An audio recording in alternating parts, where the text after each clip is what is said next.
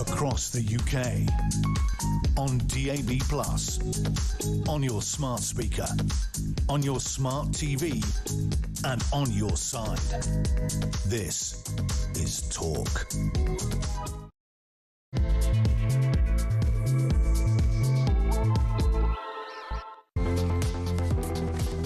Coming up to 3 minutes past 1, Mark Dolan with you, in for the brilliant Ian Collins. My thanks to Julia Hartley-Brewer, who returns tomorrow at 10. Breaking this afternoon, Southport killer Axel Radicobana's parents, the police and social services failed to intervene as his behaviour spiralled out of control. Well, that's the topic of today's Dolan's Dispatch in just a moment. I'm not pulling my punches. It might get me cancelled. Good. Meanwhile, Sir Keir Starmer is accused of dangerous complacency over military spending, and his legal mentor blasts his plans to scrap jury trials, saying it's a threat to Britain's fundamental freedoms. Now, the leader of Reform UK, Nigel Farage, never far away from a headline. He has announced a ban on asylum seekers with HIV being treated on the NHS if he becomes Prime Minister. Is this the right thing to do? Plus, the staggering cost of deporting each dinghy migrant to France under the failed one-in, one-out scheme with France revealed. We've got the inside story. It will shock you.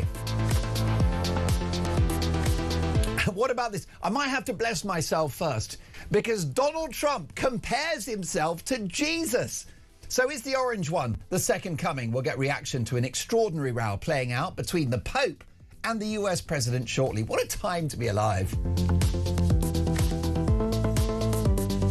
And as a fear of being called racist appears to have facilitated Axel Radicobana's horrific violence in Southport, my question to you this afternoon is a simple one.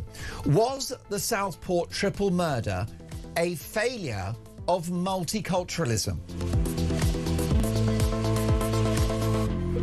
So my phone number is 0344 499 1000, and Faith is taking your calls, so book your place on the show. Was the Southport triple murder a failure of multiculturalism? Does it show that multiculturalism does not work? 0344 499 1000. Text the word talk and your message to 87222. Leave us a voice note, and as the saying goes, let's talk. Now, I'm delighted to say you can hear us on the radio this afternoon, DAB+, in-app and online, but you can watch the show. This is now a TV product, so if you want to see me, if you want to watch my amazing guests and Dolan's Dispatch in just a moment, in which I get very worked up about things, then all you've got to do is head to YouTube, search Talk, and up we pop. Does the Southport murders show that multiculturalism does not work in this country? 0344 499 1000. And we're sitting on some massive news about the economy that we're not allowed to mention until 2 o'clock. Is that right, Finley? Can I give them a clue? He's shaking his head. He's giving me a stern look. You know that Paddington angry stare? I just got one of those from the boss. We are sitting on very, very big economic news. That is at 2 o'clock. We'll break it live on the show. So much to get through. Let's get on with it. And we kick off, as always, with Dolan's Dispatch. Ah, yes, that old chestnut, the fear of being called racist. How's that working out for you? After the grooming gang scandal, in which Pakistani Muslim men were massively overrepresented in the violent rape of a reported 250,000 women. Of course, Labour politicians consider any reference or mention of the grooming gangs as dog whistle politics. But given that this industrial scale abuse almost exclusively targeted vulnerable young white girls, this was quite provably a racially aggravated crime. Sorry, Lucy Powell, the facts don't care about your feelings. And your efforts to demonise and insult those seeking to understand the nature of these crimes just don't work anymore. What about the Manchester arena bomber Salman Abedi? Now, a security guard at the event, at this concert in Manchester, was rather surprised to see a man of Middle Eastern extract with a long beard and a strangely large backpack attending an Ariana Grande concert. Ariana Grande is a music artist largely enjoyed by young women and teenage girls. Why is a man of Middle Eastern extract with a long beard and a strangely large backpack going to a teeny bop concert in Manchester? Now, Kyle Lawler, the security guard in question, working for a company called ShowCheck at Manchester Arena, told an inquiry into the awful bombing that he had a bad feeling about Salman Abedi, but hesitated to act. He stopped himself intervening because he was worried about being seen as stereotyping the guy. According to evidence quoted at the inquiry, he said he was scared of being branded a racist if he got it wrong. Well, by ignoring the evidence of his eyes, this security guard unwittingly allowed Salman Abedi to detonate a suicide bomb at the end of that concert, killing 22 people, including young girls, injuring many more. Which takes me to Axel Radicabana, a man that the Guardian newspaper would have you believe is a Welsh choir boy. A man who murdered 3 little girls in cold blood at a Taylor Swift-themed dance class, injuring many more. Now, those around Radicabana, including his former head teacher, knew that he was a problem, knew he was a bad person, knew he was dangerous. Joanne Hodson told the Southport Inquiry that Radicabana set off alarm bells almost immediately after arriving at her school. Here's what she said.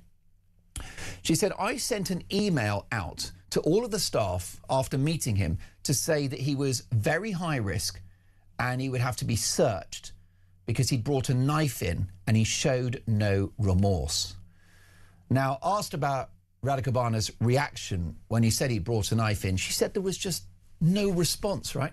Devoid of any response at all, just completely dead behind the eyes. On her sense that something worse was coming, she said, "Yes, I felt he was building up to something. I felt like something was going to happen." This is his former head teacher. We're talking about this monster, Axel Radicabana. The head teacher says, "I felt he had a plan. He was building up to something. Something was going to happen." She saw this happening in plain sight. She said every day it felt like he was building up to something, building and building. She said she had a visceral sense of dread. She also told the inquiry that her attitude to the risk around him was portrayed as being racist because it was a black boy with a knife. She said, in other words, I was accused of racially profiling him, and that effectively shut me up. She then added, that professionally just closes me down completely, doesn't it? But of course it does. Now, the chair of this inquiry into Southport, Sir Adrian Fulford, later concluded that it had been unwise to raise racial stereotyping in that context, and said that Hodson, this head teacher, had been making a valid point about the need for a risk assessment. And of course, Radicabana's family knew what a dangerous monster he was. They knew that this lad had ricin in his bedroom, which is a biological toxin 6,000 times more poisonous than cyanide. They knew he had an Al-Qaeda menu. They knew about the knives. They signed for a machete delivered by Amazon. When the delivery guy came to the front door, they signed for the machete. At what point do we wake up? There were bows and arrows in his room, a veritable arsenal of deadly weapons, and the family reported none of it. Why didn't those that knew about the grooming gangs speak out, including the local authorities, the police? Why didn't the media report on it? Why didn't that security guard at Manchester stop Salman Abedi before he slaughtered innocent little girls at a pop concert? Why didn't someone call out the dangerous monster Axel Radicabana when he committed one of the most egregious crimes in the history of this country? 2 words for you: political correctness, the fear of being called racist. And of course, our glorious Prime Minister labelled those angry about the consequences of uncontrolled mass migration in the aftermath of Southport as far right. Well, none of those labels work anymore. Far right, racist, right? It's all hyperbole. These words have lost their power. No wicked criminal should be able to hide behind their culture, their community, their skin colour, or their religion. All of this has happened because of political correctness and woke and the fear of being called racist. And if we don't tackle it, if we don't end it, it will be the end of us. Your reaction, 0344 499 1000. I am incredibly angry about this because 3 little girls in Southport would still be with us today. And let's not forget those injured at that attack. And let's not forget those who will have PTSD from what they witnessed that horrific day. But it could have been prevented. We don't need to be having this conversation. My question to you this afternoon is a simple one. Do the Southport murders show that multiculturalism doesn't work? Live in the studio, political strategist Peter Barnes. Hello, Peter. Hello, how are you doing? I'm very well, and I make no apology for my anger because the Southport murders did not need to happen. No, they didn't. Not at all. However, my big fear is what you've just done. We are hyper-focusing on this one bit. The real failure as to why all of this happened was actually there was no structure to identify Axel Ruda-Cabana within the PREVENT system and the entire environment to which it lives in. So this is hyper-fixated on violence. These are usually isolated, like lone wolf, as they call them. However, the problem is, because there was no structure, the box ticking couldn't have gone on because there was no box to tick. Despite the fact they were told multiple times from different reviews that lack of ideology was not in any way a reason to, pull back or anything like that. They ignored it, and this is the real failure. It's the kind of fear of being called racist is very, very important, but that is kind of after the fact. If you don't have the system to identify, you can't call somebody racist, if you know what I mean. We've kind of put the, the horse before the cart. We've got to understand the fundamental before we start to fix the periphery, which is the kind of cultural problem, because in the report, they call it lack of professional curiosity. In other words, they've just accepted the benign kind of, the boilerplate reason. So it's the reason the mental health card has kind of been played a little bit. You know, they said, it must be the autism, it must be this. It's not. It's a lot more complicated than that. And we have to get to grips with the idea that we are living in a time where isolation and lack of stability is the breeding ground for radicalization. We need to stabilise the economy, we need to stabilise our society, and people like Axel Ruda-Cabana can be easily identified then because everything else is stable. The big failure, and we've got to get this more in phase 2 than we will in phase 1, is actually this kind of lack of accountability and nobody taking risk.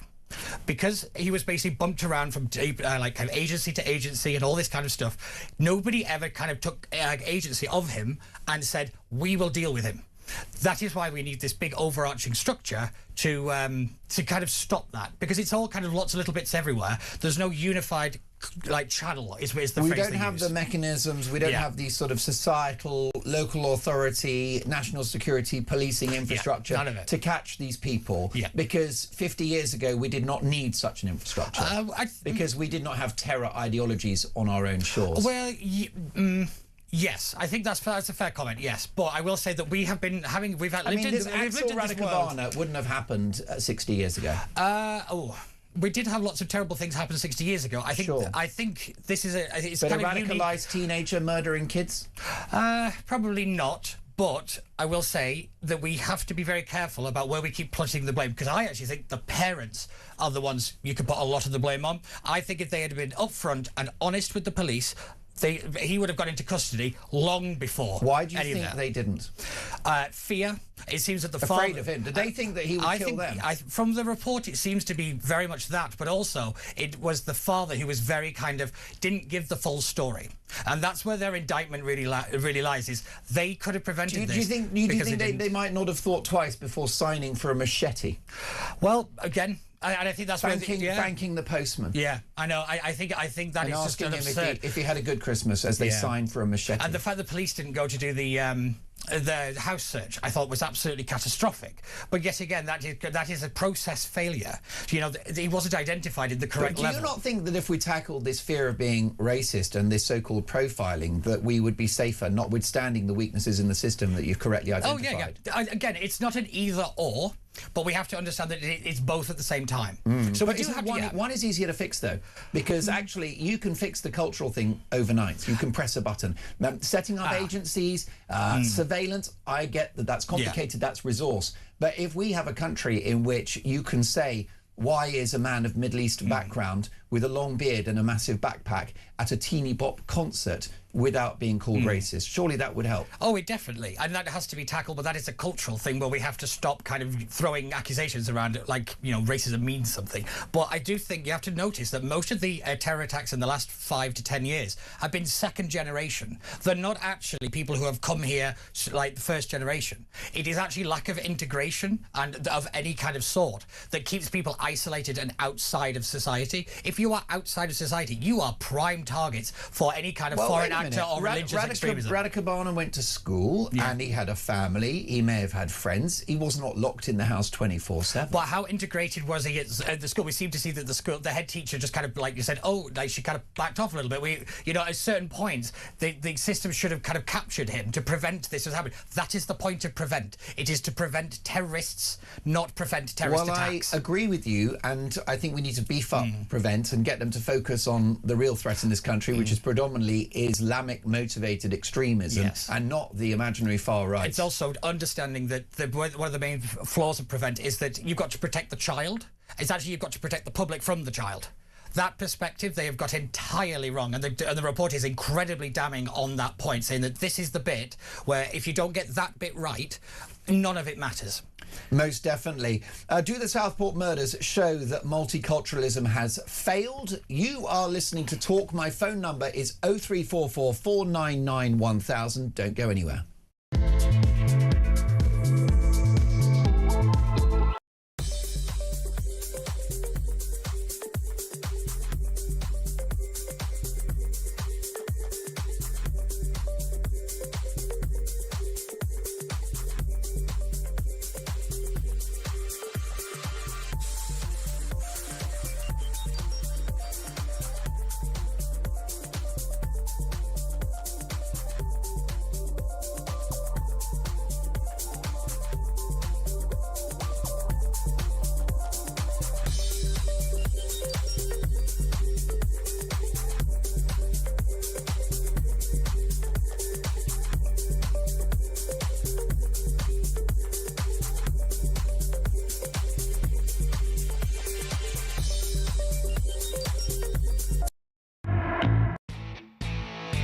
Join me, Ian Collins, every weekday. Donald Trump has closed the Strait of Hormuz. This is curious, since the whole point of this part of the war, well, at least as I thought it, or saw it, was to reopen it. Can anybody explain that? You are not a worthy citizen. You couldn't even spot a murderer in your own house. Well, you could. You just didn't tell anyone about it. Everything you need to know. All the breaking news right here on Talk. Only at the home of common sense.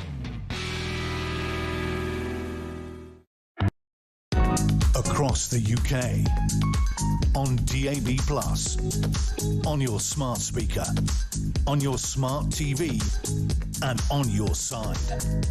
This is Talk.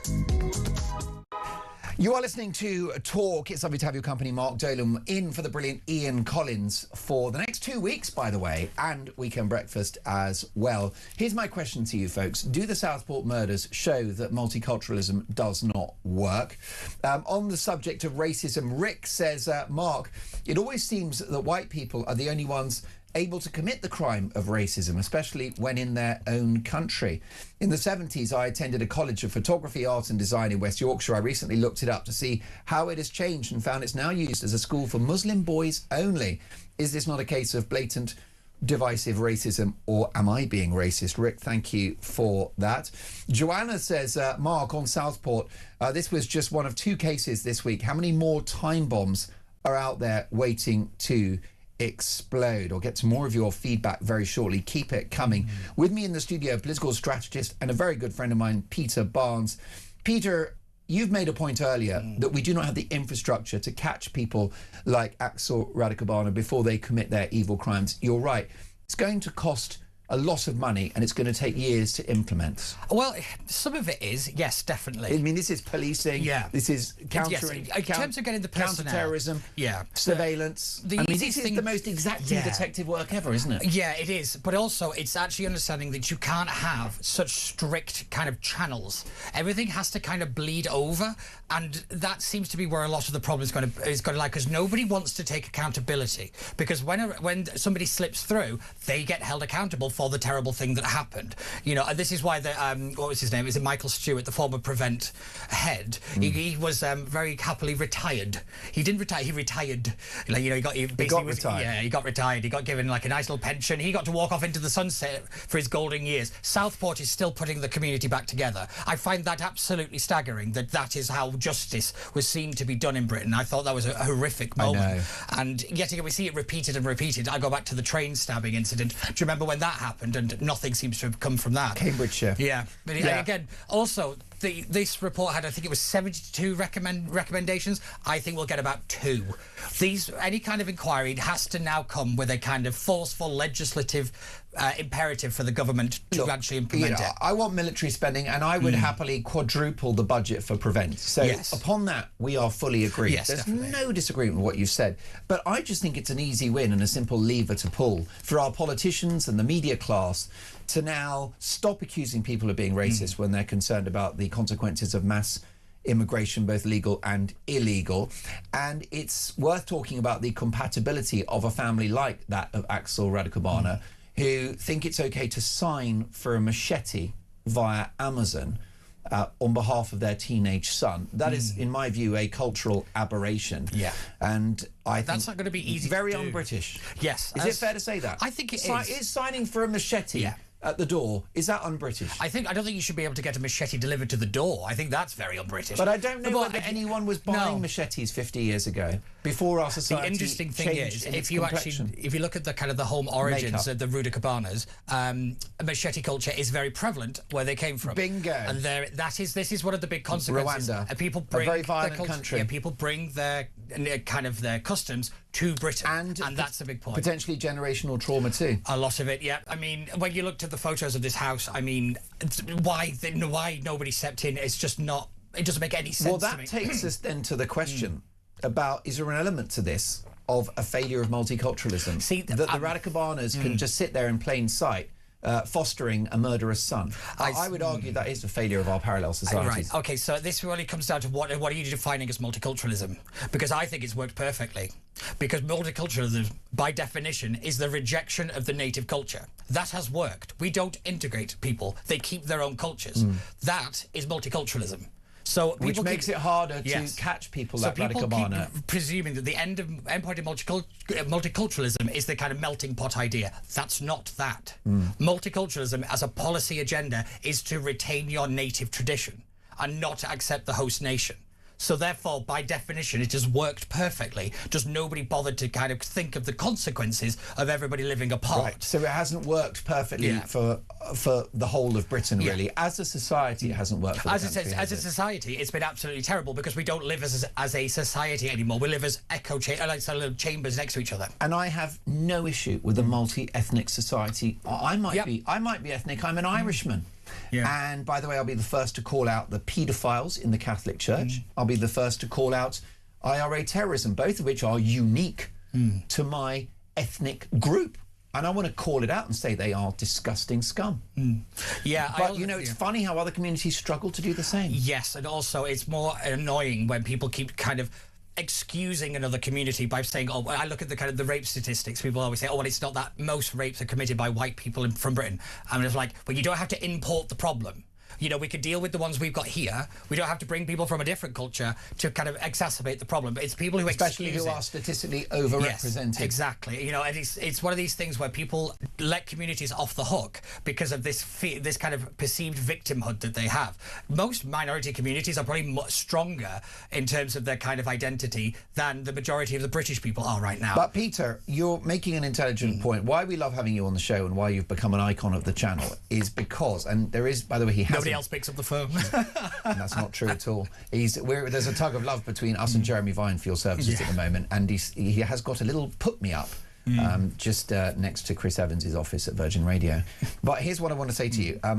You know, you're right that when we have these debates, you focus on the grey area and not the black and white easy solutions to the quick headline. And I think you're right, because it's quick headlines and easy solutions that have got us to where we are. Oh, yes. You know, and these issues are complex. But therefore, I'm looking for the easy wins. And to boost prevent is going to be money, time, effort, political will. That's the big one. But a change in culture is a lever that you can pull very rapidly indeed. So, for example, the head teacher, former head teacher of Axel Radicobana, said she had, and I quote, a visceral sense of dread about this boy. I mean, just think of that expression, a visceral sense of dread. And she was shut down because, oh, black boy with a knife. So do you not think that that's an easy win and costs no money to change the mentality and culture of this country where that doesn't happen? I think the only way you do that is if you suddenly find an answer as to why the Guardian portrayed him as some kind of Welsh choir boy. That is the big challenge, because you've got to change the kind of the projectors of the kind of narratives into society. So if the media doesn't change its position, the country won't change its position, because it reflects it back. Bingo. So you need an answer as to why the police will not tell us certain information. You need an answer as to why the Guardian behaved in the way that it did. Political correctness, narratives. But diversity is our strength. Multiculturalism is good. Mass immigration is good for the economy. Yeah. None of this stuff stands up. And what I believe in, we have a multi-ethnic society. It's a beautiful thing. And what I will say is multi-ethnic good, multicultural not so much, because like you said, it's not based on the expectation of integration. Yes. But this head teacher, if she'd felt confident to say, this kid is wrong and he's got knives, I couldn't care what skin colour he is, call the police, take him out of the school, detain him, tell prevent. What about the Salman Abedi, the security guard? It's like, there's a Middle Eastern man, maybe he's British, but he's got Middle Eastern background with a long beard and a big backpack at a blinking Ariana Grande concert. I know you like Ariana Grande because you've got really, I have a niche. You're an unusual man, you're not conventional, Peter. But anyway, the point is that, you know, this is, I mean, maybe I'm labouring the point here. No, but if the security guard spoke out, and if the head teacher spoke out, and if the police and local authorities in the Midlands, the West Midlands of this country, the grooming gang spoke out, none of these things would have happened. You can't speak out. And that's cultural and it doesn't cost a penny. You can't speak out if you do not believe the government has your back, because I look at Batley Grammar School. There is a teacher still in hiding. If you believe that you are going to go out on a limb and you are going to be unprotected for doing the right thing, and probably you're fired. not going to do. I'm probably fired. And that is the reality. People would like to think they would do the right thing. When most people put in those situations, you become very self-protective. And I think that is that failure point of the government to continue to throw that teacher under the bus was a shameful indictment. And when I actually think a lot of the kind of hope evaporated for me, really, because I thought that was a moment you could stand up for secular education, stand up for British values, do the right thing, and you didn't even hear a peep from the British government at the time, and that was the Conservatives. So it's just ridiculous. Do you only like Ariana Grande when you've had a drink? Yes. Yeah, I have that with Phil Collins. Let me know. Phil Collins. Text us now, 87222. Who are the musicians that you only really enjoy when you've had a drink? For some reason, Phil Collins, daytime, you know, sober Dolan, take it or leave it. A couple of Old Speckles Hen, and then one more night. One more night, I'm in pieces. No, it's for me. It's always the drumming. Do you know, with in the middle? Yeah, the middle, and I'm just like, you can't help but kind of tap along with it. Against all odds, I'm a wreck. Oh, there you go. Right, the day's over. Wow. Okay, and that's enough of that. And before, folks, what music do you enjoy when you've had a drink? And by the way, please drink responsibly. You don't need alcohol to have a good time, but you do need it to get through Phil Collins.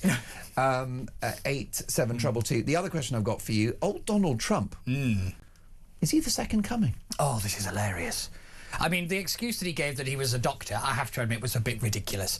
But, I mean, he's taken the post down now. But if that is what we're focusing on right now... Can you tell my audience if they haven't seen? Well, basically, it's a picture of, I think it's like a wounded soldier, got like a nurse and all these people. And he's basically dressed himself as Jesus. And he's supposed to be, like, administering, like, some kind of miracle cure. It's light, an AI-generated image. I think there's light coming from the palm of his hand. Yes, it is, yeah. You know. And he was I'm supposed to be a doctor. And I was like, just own it. I don't understand why he didn't own this one, because I thought a lot of it, I suppose, plays into the kind of rivalry with the Pope, because apparently it's 1720 and we care what the Pope thinks. Well, I'm so happy because I'm Roman Catholic and I think the Pope is crazy woke. Yes, he is. He is so left-wing. Yeah. He's so political now. He's an activist. Yeah. And it's ironic because did he not get the memo that the Roman Catholic Church quite conservative?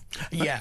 Well, you have to think, if you actually go back to when he was kind of like elected, he was basically, he was the pick of the previous Pope. It was kind of all positioned that he would get it, and it's the continuation of that kind of activism, which all institutions have now become. Woke Pope, right? Go woke Pope. Go woke, no smoke. Yeah, go woke. and he's American as well. Oh, I mean, it's all so wrong. So he's furious about the dismantling of the worst regime since the Third Reich. Yeah. He's furious about border control and the safety of people that live in their own country. You know, it's a shocker. So Trump, but he's done his part. Didn't he have an AI image of him as the Pope previously? Yes, he has. Yeah, he just like to compare himself to religious figures. Understand? There's a huge difference there between Donald's actions and his words. Because it's, as I always say, the reaction is orange man bad.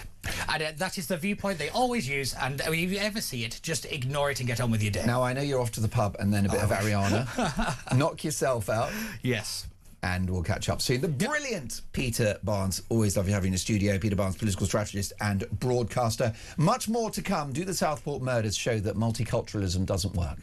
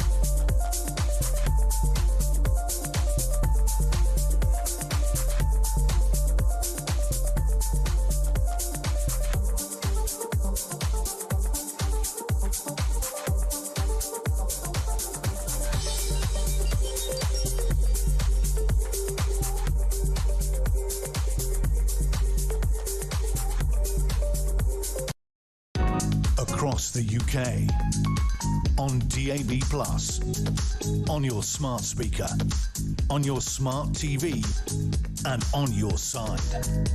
This is Talk.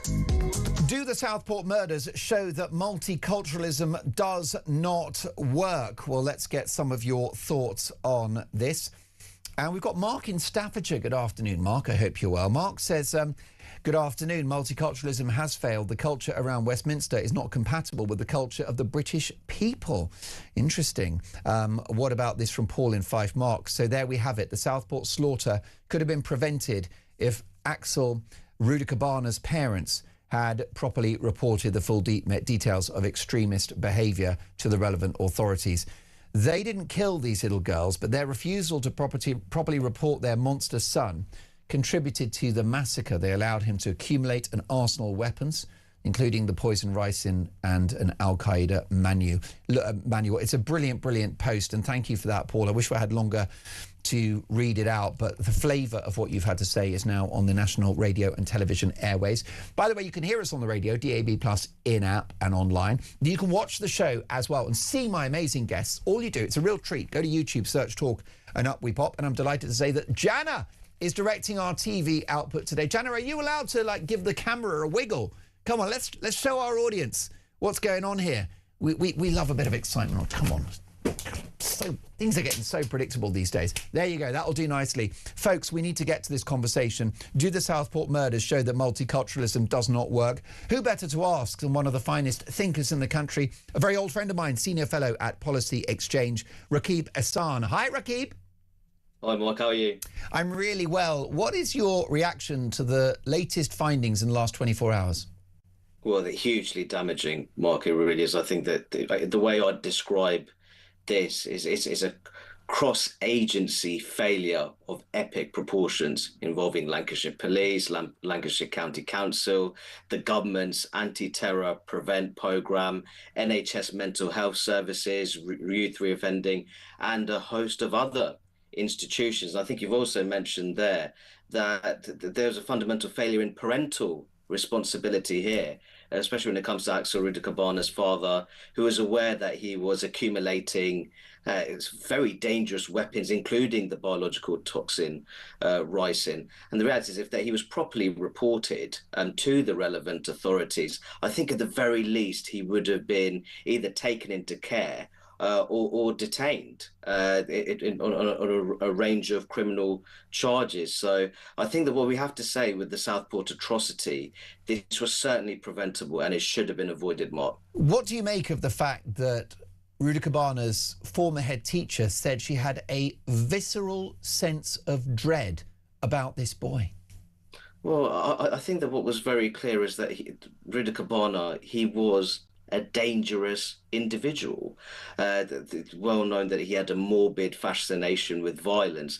And I think that what we saw in this particular case is that he was referred to Prevent on 3 separate occasions, Mark. But the reason why Prevent was not able to handle this case, or people were hesitant in terms of how to go about it, was because he clearly was a dangerous individual. He had this morbid fascination with violence, including terror attacks, genocides, I also believe shootings as well. But he didn't have a clear attachment to a specific ideology. He didn't have that adherence to a specific identifiable ideology. So moving forwards, we need to understand and we need to have our security agencies and other relevant institutions that they're equipped with resources to handle these kind of cases where there's clearly a threat to public interest, to public safety, but that specific individual doesn't necessarily attach themselves to a specific ideology. What do you think about this, Rakib? Do you think that a fear of being called racist facilitated the grooming gangs, Axel Radikabana and Salman Abedi, the man that was responsible for the Manchester Arena bombings?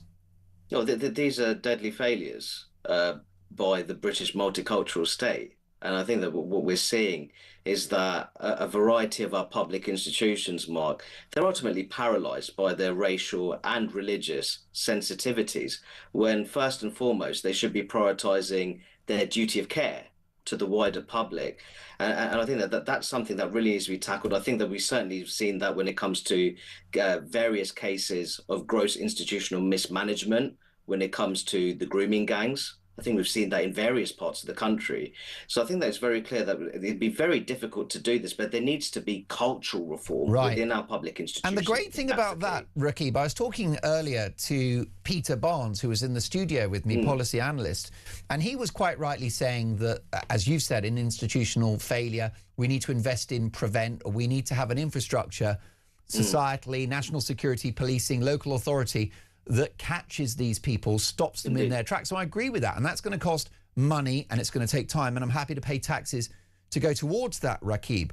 But surely an easy win is a cultural change within these institutions whereby a head teacher, I mean, you know as well as I do, you know, who is better acquainted with a pupil than the head teacher, who's responsible for 500 or 1,000 kids, and they know their kids, they know, and they're like, that little Johnny is a wrong 'un, or he's dangerous, or he came to school with a knife. The culture that we now live in, where a head teacher is not listened to by the authorities, is a very dangerous place to be.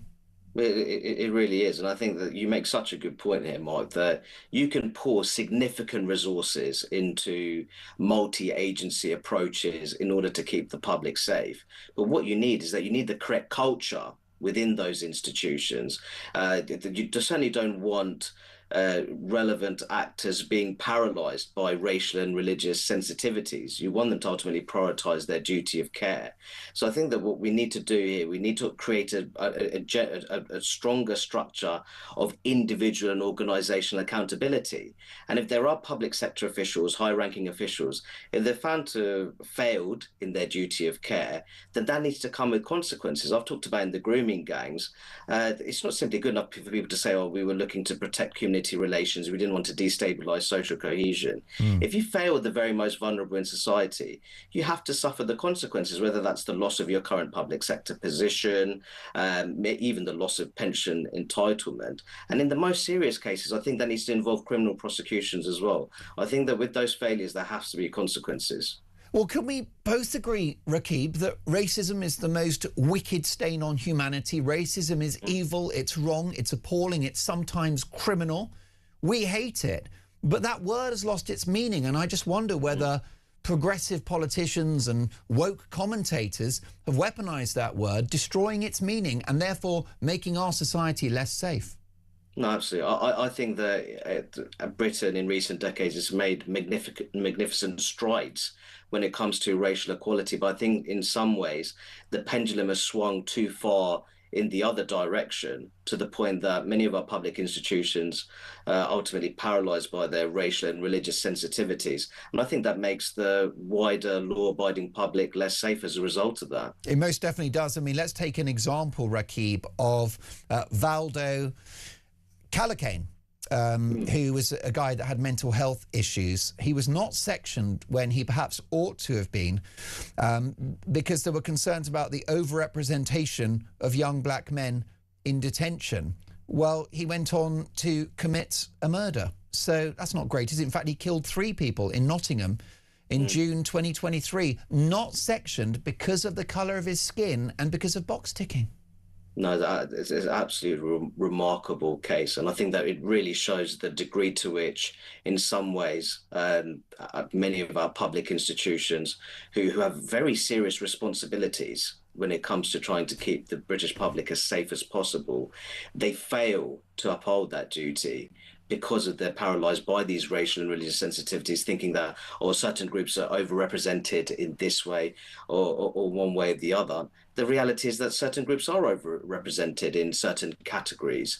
And I think that when it comes to this particular situation, I think that that was also a fundamental systems failure of epic proportions, and that should have also been avoided.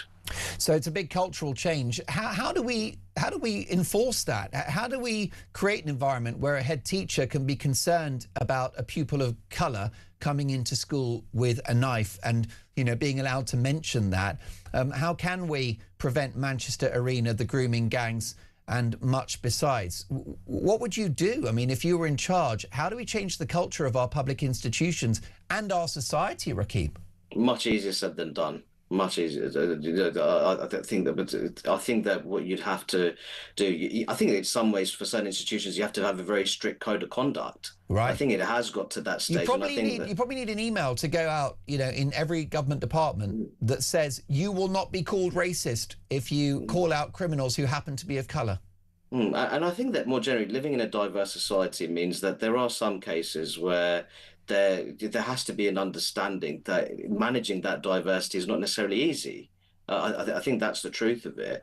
But I think that we have to be very clear that first and foremost, that people from a diversity of backgrounds, what they should be able to agree on is taking the necessary measures to make our society as safe and stable as possible. Most definitely. And Rakib, as a British man of colour yourself, I'm horrified to think about it, but I would imagine that you have experienced prejudice and racism in your life, which is truly horrific. But the great irony about the kind of progressive left, the so-called woke warriors, is that, in a way, by pointing the finger at ordinary Brits who are concerned about our ever-changing society, they're actually letting the real racists off the hook.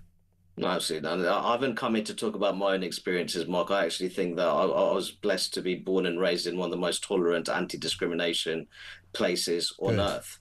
That is firmly my view. Glad to hear that. And I think that there's many people from a variety of backgrounds who feel the same way as me. But I think the one thing that I'd really say is that I think that we have a mainstream British public who's very concerned by the behaviour of certain public institutions, especially those institutions which have a responsibility to keep them and their families safe. And they need to take those duties and responsibilities far more seriously, even in the face of racial and religious sensitivities. Rakib, fantastic to see you again. It's been too long. Do join us again in the near future. My thanks to Rakib Ehsan, Senior Fellow at Policy Exchange. Your reaction, 0344 499 1000. Do the Southport murders show that multiculturalism doesn't work?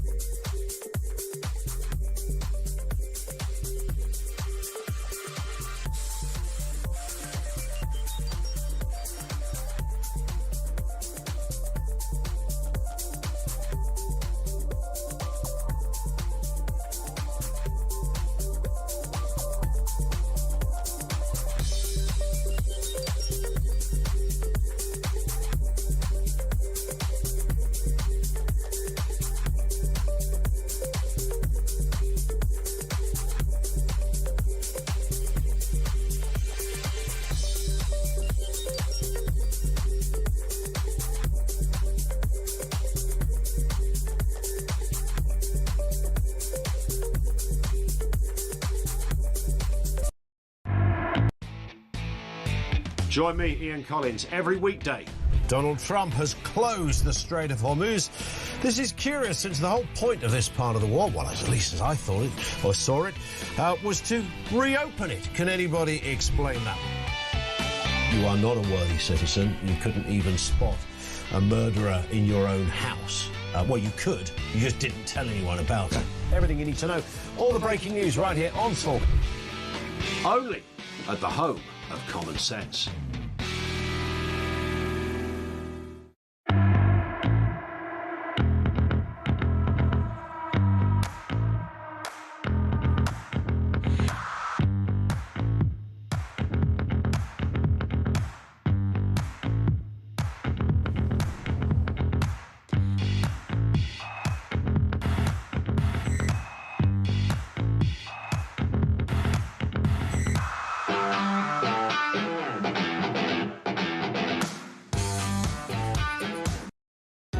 Across the UK, on DAB+, on your smart speaker, on your smart TV, and on your side.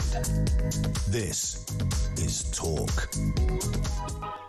You are listening to Talk. It's Mark Dolan in for the brilliant Ian Collins for the next 2 weeks. Do the Southport murders show that multiculturalism does not work? Grace is in the capital. Hello, Grace. Hi.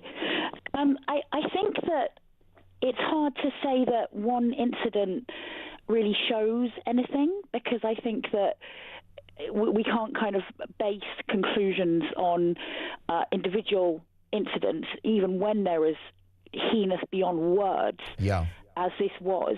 And I also think, more concerningly, that the term multiculturalism might just be a bit too nebulous and unclear.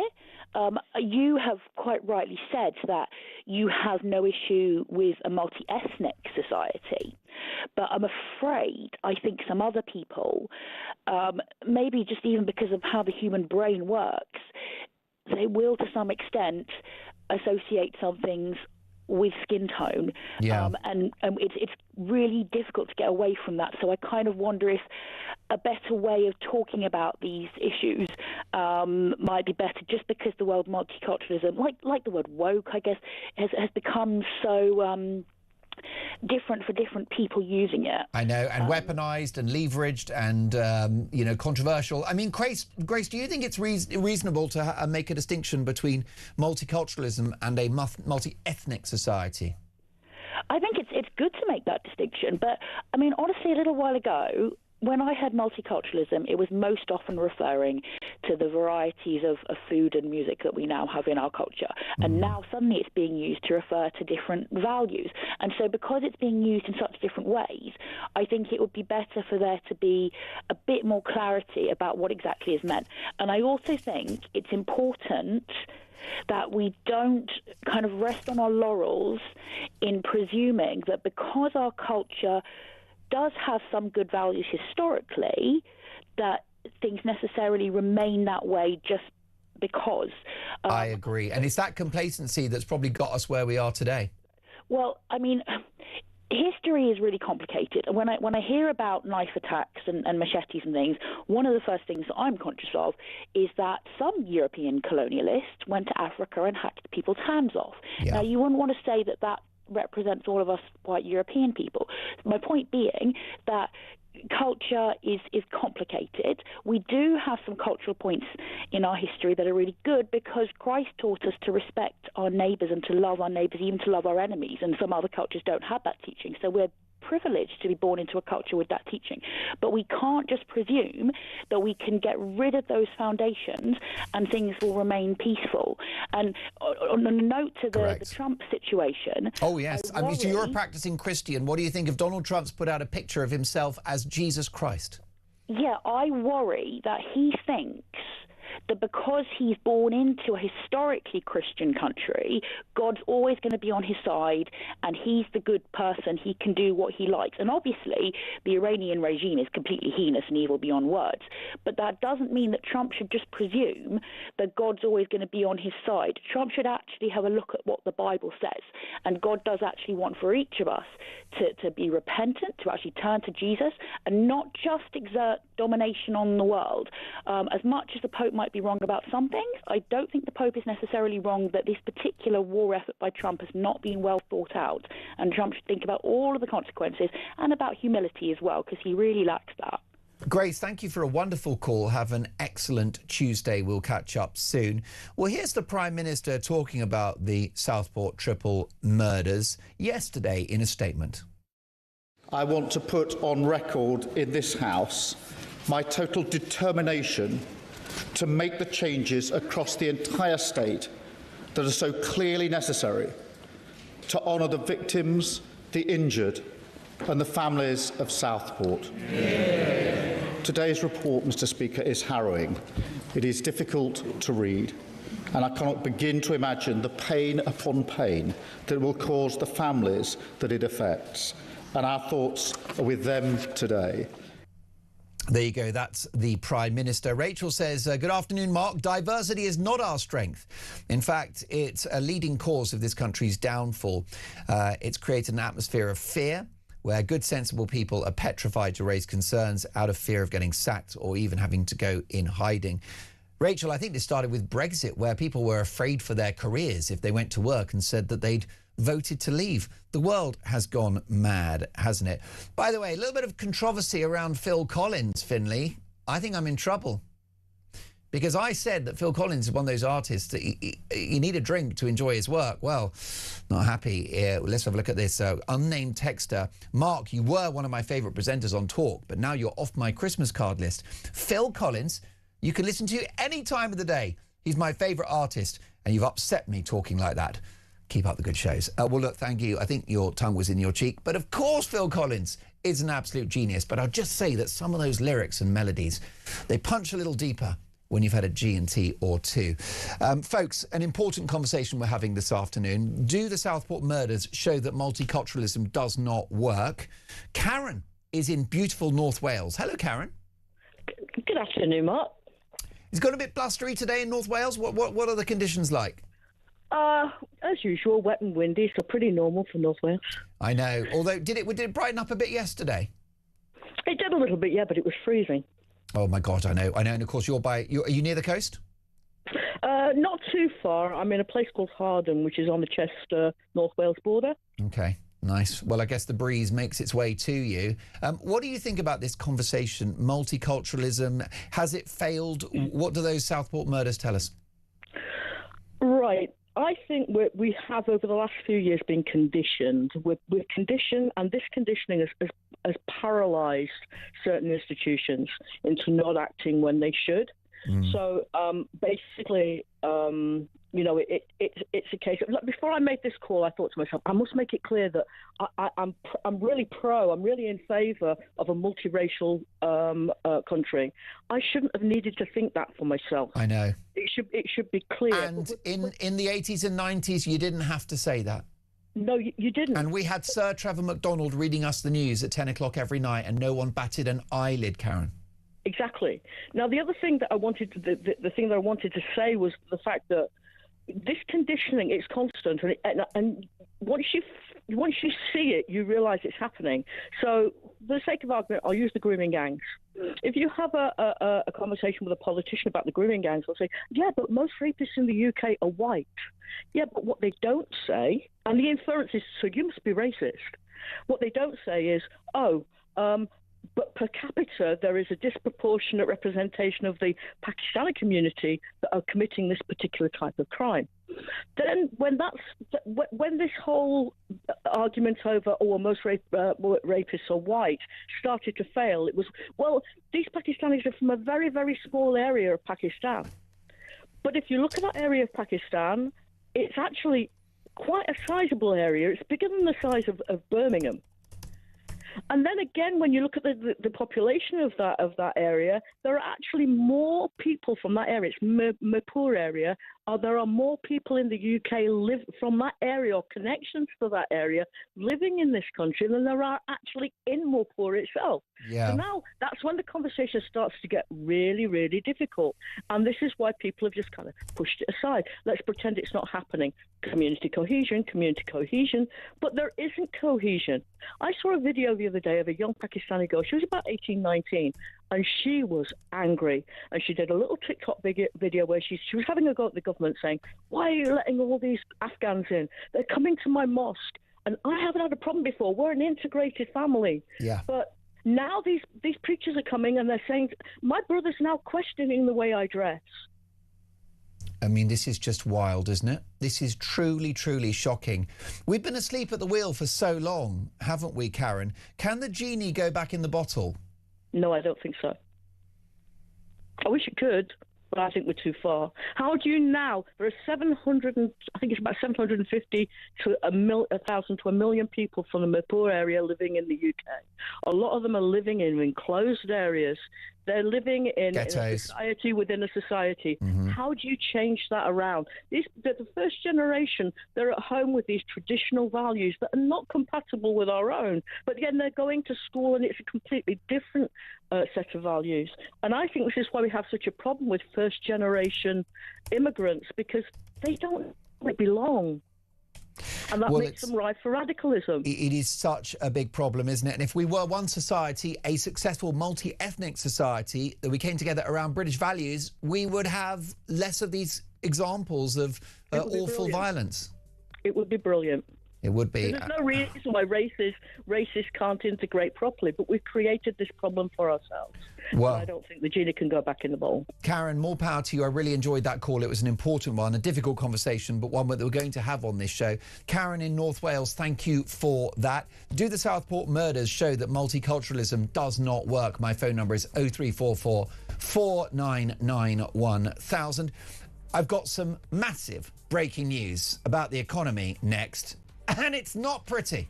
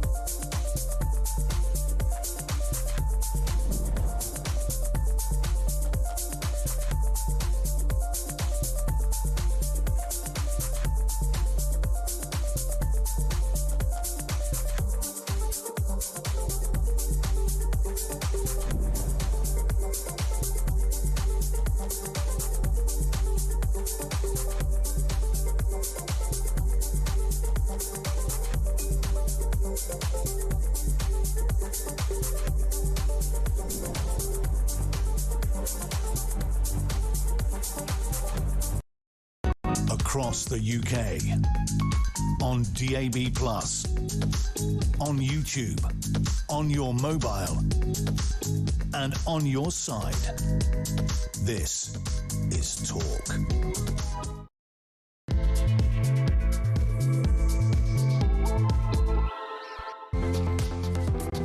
2 minutes past 2, Mark Dolan in for the brilliant Ian Collins. Fantastic to have your company. I'm here for 2 weeks, plus weekend breakfast as well. So much to get through. Breaking news this afternoon and an economic nightmare for Rachel Reeves. The International Monetary Fund have slashed Britain's growth prospects, and unemployment and inflation are expected to go up. We will bring full reaction to this shocking news. Meanwhile, Southport killer Axel Radicabana's parents, the police and social services failed to intervene as his behaviour spiralled out of control.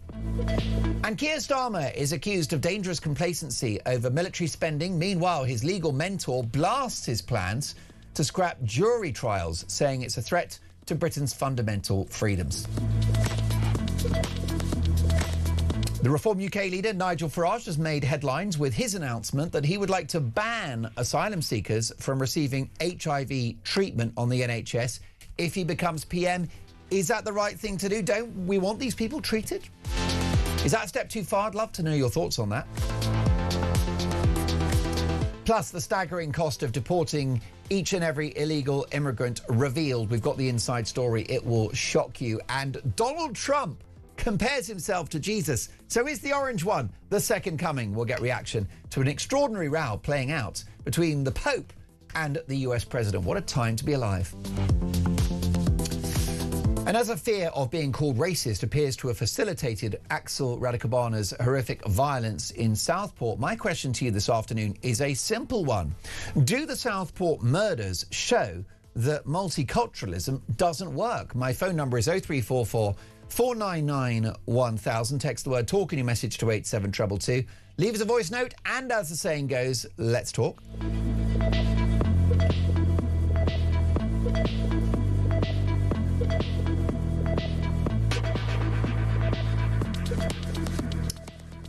Now, I'm delighted to say you can hear us on DAB+, in-app and online, but you can also watch the show. So why don't you head over to YouTube, search Talk, and up we pop.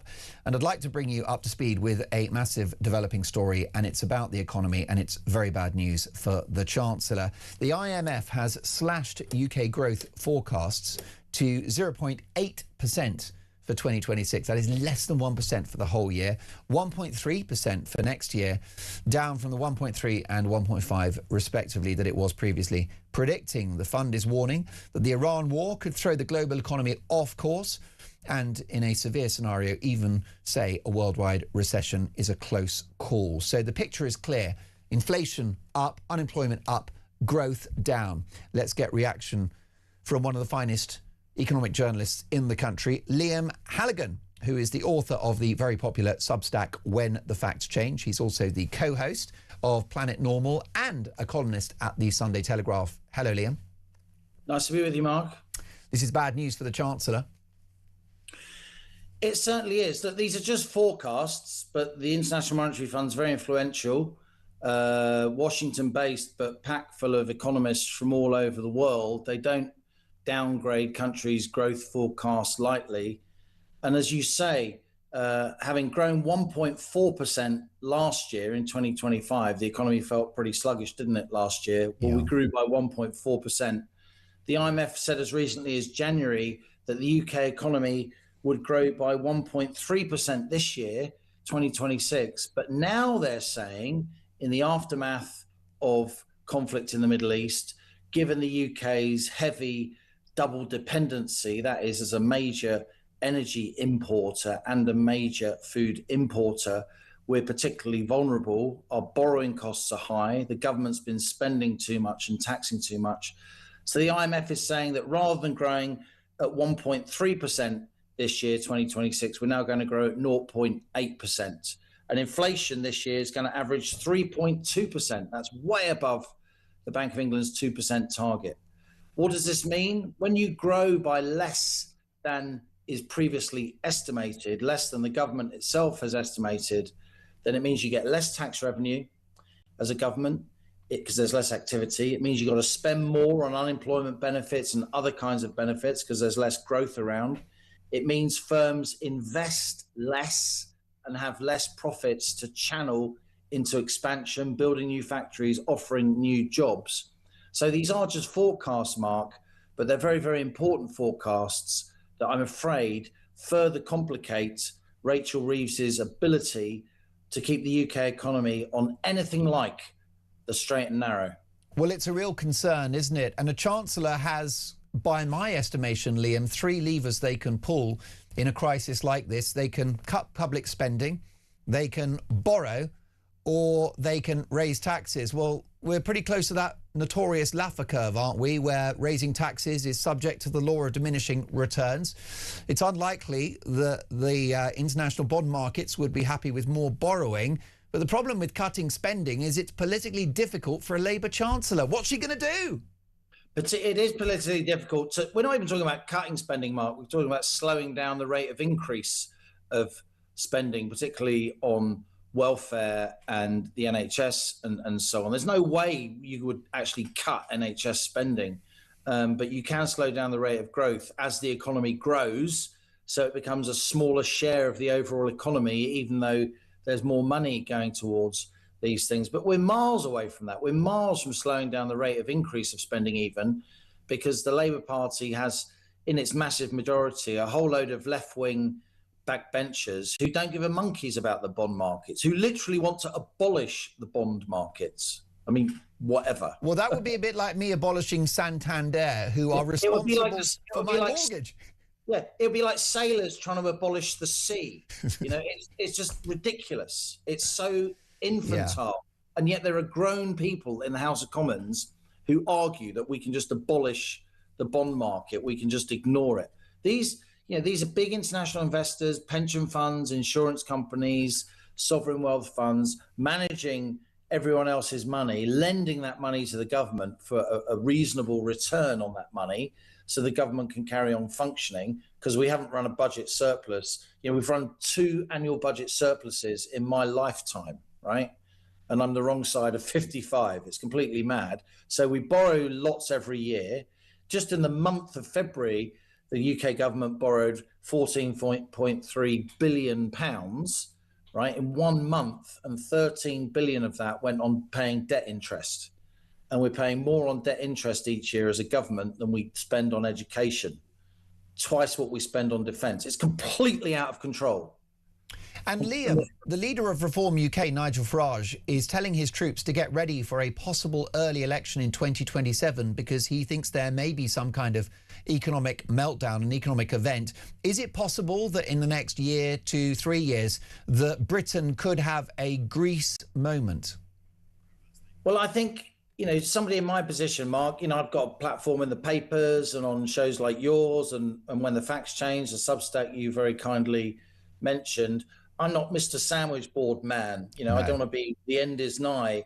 But I actually think now, as one of the very few professional, you know, properly trained economists in the media, with a media platform, it's actually my duty to try and convey to a broader audience, as I have been in recent months, what's actually going on in the bond markets, what's actually going on among these investors, how they actually think and feel, because I know lots of them and they ring me up and we talk. And there is a growing sense across international finance that the UK is an outlier. We've got the highest inflation by miles in the G7. We've got the highest borrowing costs by miles in the G7.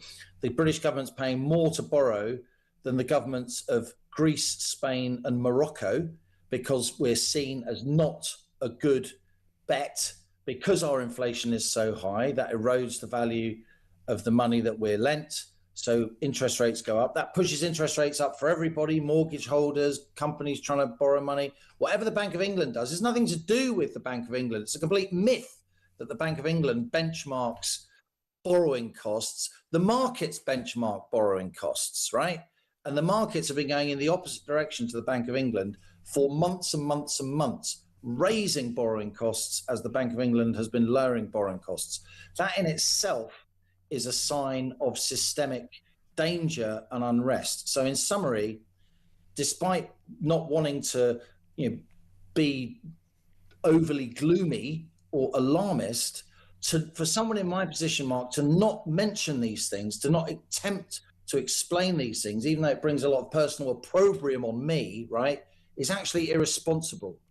it's actually irresponsible for those of us in the media who do actually understand this stuff to not explain it. Because it seems to me that the vast majority at the top of the British political and media class either don't understand financial markets, or they just got their fingers in their ears going la, la, la, la, la.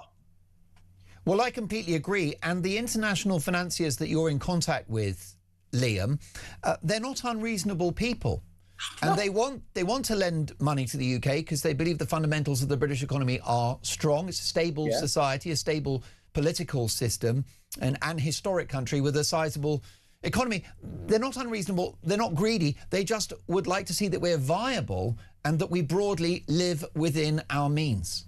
We're talking about people, Mark, who run pension funds, who run insurance companies, who run life funds, right? It's not just, it's not just their moral obligation. It's their legal duty, right, to invest in a responsible way to protect the funds of the people who have entrusted them with their money, i.e. people that have pensions and insurance policies and all the rest of it. So far from being unreasonable, it's not like they're enriching themselves. They're simply making a professional judgment about what it's going to cost the British government to borrow, right? And that rate is set by millions of people trading bonds around the world, and the price emerges on the market as a function of the market. There aren't like nasty people wearing braces and like visors who are trying to stitch up the British economy, the kind of in the minds of so many left-wing MPs. That's complete nonsense. These are international financial markets where serious governments go to borrow serious money, and that we need those financial markets. Governments need to borrow money from time to time for infrastructure, to get through difficult periods. They need to be able to borrow money to convince the rest of the world that they're solvent, right? Otherwise you have massive manias, panics, and crashes. But when governments abuse that borrowing ability, then the international creditors will push up the rate it costs the government to borrow. And the rate at which the British government borrows, Mark, has been consistently higher than the rest of the G7 for a very long time now, and almost all the time since Labour took office. The rate it cost the British government to borrow has been far higher than it was at the peak of the so-called Liz Truss mini-budget crisis in October 2022. So we have to understand where we are. It's not as if the markets are going to stop lending to the UK. We're not there yet, not a full-on gilt strike, but they are increasingly charging the UK government more than they're charging other comparable governments. And since this war in Iran, it's exposed our massive double dependency. We're a massive energy importer. Energy's getting more expensive. We're a massive food importer. Food's getting a lot more expensive. Ridiculous that we import on a net basis those things because we're so good at producing food and we've got so many oil and gas resources. But, that's where we are politically. Since the war in Iran has exposed the UK, the extent to which our borrowing costs have gone up from an already much higher base than other G7 countries has been far greater. So we are increasingly an outlier. And I'm just waiting, Mark. I'm just waiting, right, for people at the top of politics and the media to get their heads around this and to understand where we are. Because if we collectively drive the British economy off the cliff, the British public is going to be really angry at the so-called clever people who are meant to be in charge for causing a self-inflicted crisis, because that is where I'm afraid we are heading. And I say that with regret. The metrics don't lie, do they? Inflation up, unemployment has returned, low growth, unprecedented borrowing costs. That is economic quicksand. It doesn't end well, does it? Now, Liam, we've reached out. Finley's been reaching out to Number 11. We've got a statement. The Chancellor has said the war in Iran is not our war, but it will come at a cost to the UK. These are not costs that I wanted, but they're costs we'll have to respond to. I've vowed that my economic approach to this crisis will be both responsive to a changing world and responsible in the national interest, keeping inflation and interest rates in check to protect households and businesses. We entered this conflict in a stronger position because of the choices this government took to build economic stability, but there is more to do. That's why we're strengthening Britain's energy structure, backing British industry and protecting households to build a Britain that's stronger, more resilient and prepared for the future. Can Rachel Reeves blame the war in Iran and Donald Trump? No, I'm afraid she can't. I've got nothing against Rachel Reeves personally. You know, I'm not here to talk for Reform or the Tories. I'm Liam Halligan. Right? I'm not a tribal You just person. want good policies. You've known me a long time. It's not how I roll. 100%. Right? It's not how I roll. And anybody who tries to characterize me as some kind of tribal person needs to do some more research. You've given Gordon Brown credit for some of his actions during the credit crunch. I've given all kinds of people on the left all kinds of credit over many, many years, and many people on the left are actually friends of mine going way back. Of course, I know many people on the right as well.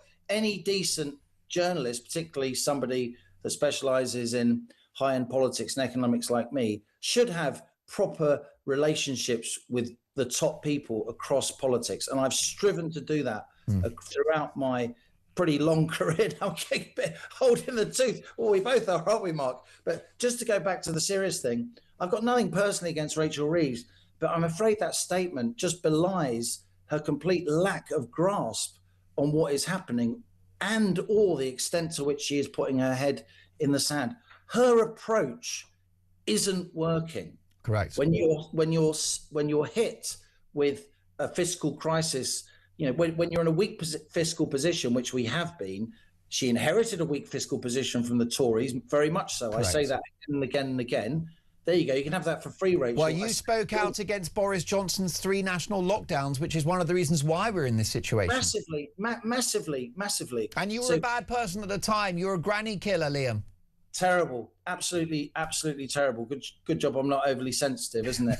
But look, she inherited a really bad situation from the Tories. The Tories left the public finances in a weak state. But Reeves and co have made them much, much worse by massively upping government spending, massively upping borrowing, massively upping taxation at a time when the British economy couldn't afford it. And what this Iran war has done, it hasn't caused, it has more starkly exposed the UK's fiscal weakness. And the fiscal weakness was there when Reeves and Starmer took over, but they have made it a lot worse. That is why, since this war in Iran, as I said, our borrowing costs have gone up a lot more from an already higher base than all other G7 economies. So we're increasingly paying more for our borrowing to an increasing extent than other G7 economies. So, you know, it's not working. The idea of just filling fiscal holes by just putting tax rates up more isn't working, because you end up crushing growth. So you end up getting less tax revenue. You referred to the Laffer curve. That is the curve. The idea that sometimes tax rates get so high that when you push them up more, you actually get less tax revenue because you kill off activity. That's what's happened with the very sharp increase in employer national insurance. Hiring's fallen off a cliff. That's what happens when you up capital gains tax to the extent that Labour has. Nobody sells anything because the capital gains tax is so high. So they don't want to realise those gains and then be taxed on them. That's what happens when stamp duty goes up, tobacco duty goes up. You get less activity. The black economy, as it were, the informal economy gets much bigger. More stuff happens illegally off the books. People evade and avoid to a much greater extent. And that's where we are. And if you really got a feel for business, if you've been in the commercial world, then you understand these things instinctively. The trouble is, no one in this Labour government has any genuine commercial and particularly financial experience at all. And it shows, I'm afraid. And again, I say this with regret, not to be tribal about it. No. I'd be saying this, whoever was in office, if they'd done those things. It's not personal. It's not party political. I'm just happen to be a professional economist with a media platform. There aren't many of us about. No, and you are very balanced and fair-minded, and I actually feel it's a tragedy for this Labour government because progressive governments have been good in the past. They've invested in public services, you know, they've tackled inequality. I think that, you know, in the course of our great history, we've needed a bit of left-wing politics, a bit of right-wing politics. Absolutely. It's had a good sort of you know, sort of balancing effect over the years. And it's a great tragedy for this Labour government because they need growth so that they can bankroll their progressive policies. And they're really shooting themselves in the foot. If it's one thing a Labour government exists to do, Liam, it's to spend money. And if you want to spend money, you're going to have to get it from national income. So they are their own worst enemies. I think they are. Look, I voted for Blair in '97, right? I voted for Blair I voted for Blair twice in 2003. Yeah, me too. Same. It's our fault. I want, Britain needs a Labour Party that can actually not wreck the economy. Otherwise, the parties on the right of politics, that they need to be kept in check. We need a balance. We need a good progressive party that's got a reputation also for sound financial management, so it doesn't cause a crisis. Under Harold Wilson, sterling crisis, under Jim Callaghan, IMF crisis, a massive bailout. Blair, to his credit, pretty much the only Labour Prime Minister ever, certainly in modern times, that didn't oversee a crisis. I wanted this Labour government to do well. Britain, I always want my country to do well. It doesn't give me any pleasure, but I'm afraid Reeves and co, they haven't understood that New Labour really got financial markets, right? And they don't. They need people at the top of this government who understand finance and aren't just into party politics, posturing. They need to get growth going. In the first term of the Labour government of Blair, growth averaged 3 or 4%. So you could afford to spend a little, money on the side to doing some progressive things. But you don't just spend money because it's the right thing to do when you haven't got the growth to finance it. And they're doing it because they think it's the right thing to do, but without the growth. And that's fundamentally not grown-up politics. It most definitely isn't. And Margaret Thatcher made it very clear in the early 80s when she talked about the household budget, not dissimilar to the budget of a government. And in both cases, you must live within your means. The public get that. Those who govern us don't. Now, Liam, we're going to let you go. We know you're very, very busy. I'm going to plug the Substack, which is literally, my top 3 Substacks in the country. Is unmissable. I steal all of your best ideas, and it's called When the Facts Change. I'd urge my viewers and listeners to go over there. There's a big problem in the media when a journalist becomes the story, Liam. I'm going to have to ask you about your private life. You see, the problem you've got, Liam, I've known you for a long time. You're not just a great journalist and broadcaster, commentator, writer, economist. You're very handsome. And everyone wants a piece of the Halligan. What is going on the front page of the Daily Mail, one of the best-selling newspapers in this country? The photograph of Kate Garraway, who's a brilliant broadcaster on Breakfast TV. And right next to her, sandwiched next to her, is one Liam Halligan Esquire with a headline, Showbiz Exclusive, right? This is not the economy or inflation. Showbiz Exclusive, man who's put a smile back on Kate's face. What's going on? Well, as you'd expect, I've known Kate Garraway for a long time. I knew her late husband, Derek Draper. Of course I did. I was a political correspondent for the Financial Times in the late 90s, the early 2000s. In recent years, for different reasons, we've both ended up single against our wishes, I should say. And so in recent weeks and months, Kate and I have become good friends. We were reintroduced, having known each other back in the day, by mutual friends, including mutual friends of yours, who I'm not going to embarrass by mentioning them. And Kate and a lot of friends came to see my band, the Hooligans, play in Saffron Walden, my hometown, over the weekend. And it turns out that some of my neighbours are quite excited that one of their presenter they've watched for many years was in the pub and posted a few pictures. So Kate and I are close friends. It's early days. We'll see what happens. Well, listen, I wish each and both of you every happiness. You're a great guy. She's a great lady. Let's make this happen. Liam, I thought you'd plead the fifth on there, but it was a straight answer to a straight question. And we needed some good news after that gloomy conversation. Liam Halligan is the person responsible for When the Facts Change on Substack. I'd urge you to subscribe. Unmissable stuff. Thanks to Liam Halligan. Much more to come. Do the Southport murders show that multiculturalism doesn't work?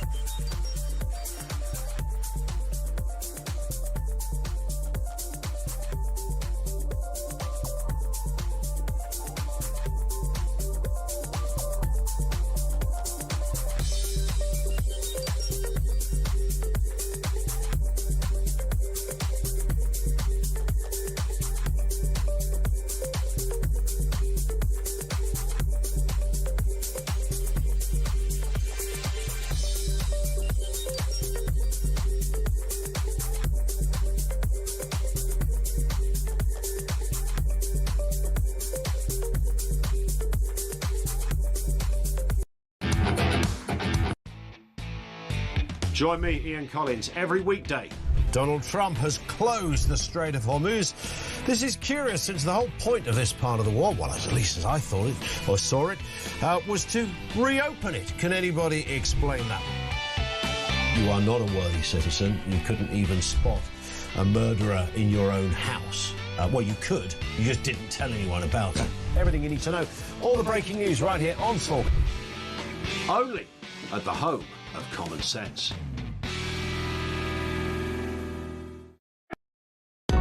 Across the UK, on DAB+, on your smart speaker, on your smart TV, and on your side. This is Talk. You are listening to Talk. It's 2:28 in the afternoon. Mark Dolan with you until 4, at which point the brilliant Kevin O'Sullivan takes over.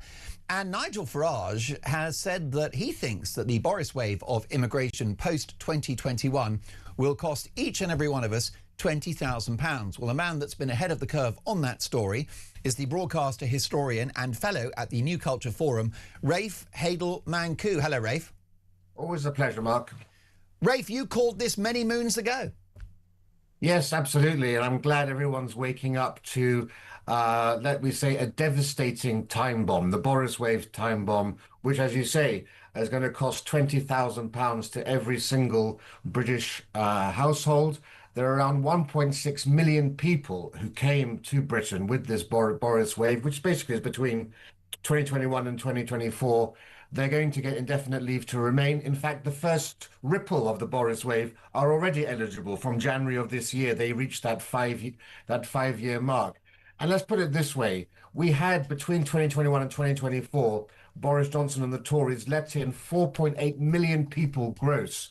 That's 7% of the entire British population changed in just 3 years. That's more than we've seen in 1,000 years, that rate of demographic change. And now Reform have very helpfully come out with the financial costs of all of that, around £622 billion, if you take into account universal credit, child benefit, social care, the cost of infrastructure, NHS, and so forth. Subsidised housing. It's absolutely devastating. It's 3 times the annual budget for the NHS, and the NHS is our biggest ticket. We're talking about defence today as well. But Rafe, I'm so confused. I'm confused, Rafe, because I was told by the political and media establishment that high immigration is good for the economy and makes us rich. That's what I was told. There was only one argument ever, Mark, you're quite right. The only argument put forward for immigration was that we needed that to fund our public services. It was good for the economy. So all of the social tensions, all of the disruption to our lives, all of the terror attacks, all of the antisocial behaviour, all of that was worth suffering because of the economic benefits. Well, we've known now for a long time, of course, everyone's known it deep down, but we had the OBR, the Office for Budget Responsibility, showing us that 3/5 of the migrants who've come here have been low-skilled, low-wage earners. They are a net cost to us from the moment they set foot on British soil. By the time the average migrant gets to pension age, they will have cost us £165,000 each. If they live to 80, they will have cost £460,000. We were told, oh, but they're doctors and engineers. Well, of the last 3.6 million visas granted, only 0.8% were doctors, only 0.6% were scientists and engineers. There's nothing wrong with high-skilled, quality migration, but we've done just the opposite. We have imported the flotsam and the jetsam, and we are all the poorer for it. Most definitely. And I think if you live to 90, the stats suggest that as a low-skilled immigrant into the country, you will cost the taxpayer £1 million, as you said, for all of those different reasons, infrastructure, NHS, school places, and much besides. There's a lot of focus on the economic cost, and that's important. There's an integration issue as well, and that's a conversation we need to have, Rafe. Yes, I've said for a long time, we need to stop talking about the economy alone. It's the cultural and the social impact that is far more important.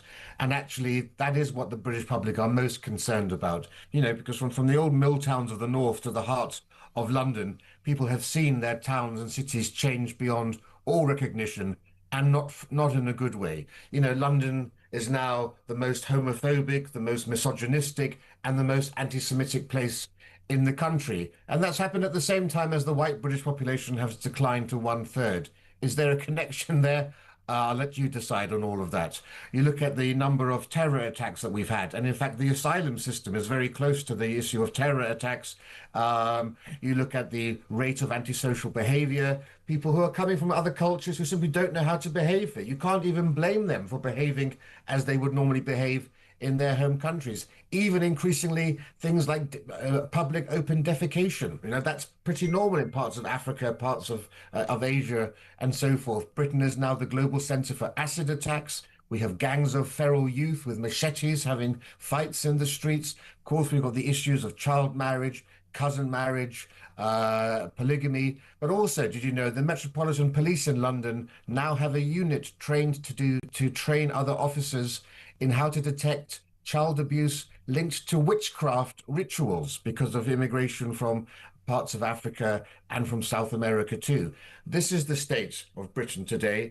And all of the economic evidence, all of the sociological evidence also shows that increased ethnic diversity is a weakness, not a strength. We keep hearing every mayor and every politician say it's a great strength, but they can't say how. There's no evidence for it whatsoever. On the contrary, on the neighborhood level, increased ethnic diversity leads to a lowering of social trust. Social trust is the key determinator of whether an area is economically successful and happy. It leads to a lowering in civil engagement. People become more introverted. They stay at home more and watch television rather than engaging with their communities. They volunteer less. And because they're less involved with the community, you begin to see the deterioration of the public square. More vandalism, less care, and with all of that, of course, crime rises. People vote less, but they become much more involved in the politics of grievance. By every measure, increased ethnic diversity to the levels we have today. There's nothing wrong with small amounts of diversity, as we had in the 1990s and early noughties. Of which you and I are both an example. I'm an Irishman, and your background is non-British Caucasian. Yeah, precisely. So this is not about immigration. This is about mass immigration and the rate of immigration and the types of immigration we've had. And by every measure, it has been to the detriment of our society. A really quick one. Yes, it's quality and quantity, isn't it? Briefly, Rafe, what about the demographic time bomb, our ageing society? Is that not an argument for high levels of immigration into the country of young men and women? We're getting older, we're getting sicker. No, actually, this is a good question you've asked me, because I've said this for a while. People thought I'd been a bit loony, a bit out there. I actually think Japan and Poland may come out of this as having had the correct model. Japan has the world's oldest demographic, and that's a huge potential time bomb for them. Poland's got one of the lowest birth rates in the world, but they're culturally homogenous because they haven't had mass immigration. Now, it just may be that AI, robotics and job automation will come into effect at just the right time, because we're all talking now about the potential for millions of people in this country to be laid off, to have no jobs. Well, we're going to be left with somehow having to pay those people. Japan and Poland, we expect within the next 10 to 20 years, will have the robots, the automation and the AI so that people can have social care. You can have actual NHS care performed by robots. You know, Sajid Javid, he went to a hospital when he was health secretary and he saw a machine performing open heart surgery better than doctors could. And he said, why don't we have more of those? They said, well, it's because of the doctors' unions, of course. The means are there actually to mean that those countries that didn't have mass immigration may become the long-term beneficiaries, whereas for us in the West, who did have mass immigration, they'll become millstones around our neck once we have full AI. AI will never replace Rafe Hadel-Manku, who is a broadcaster, historian and fellow at the New Culture Forum. They do some fantastic video content. Rafe is an amazing monologist. Right, he delivers great monologues and also great interviewer as well. Rafe Hadel-Manku from the New Culture Forum. Do the Southport murders show that multiculturalism doesn't work? Plus, a fresh headache for Ed Miliband next.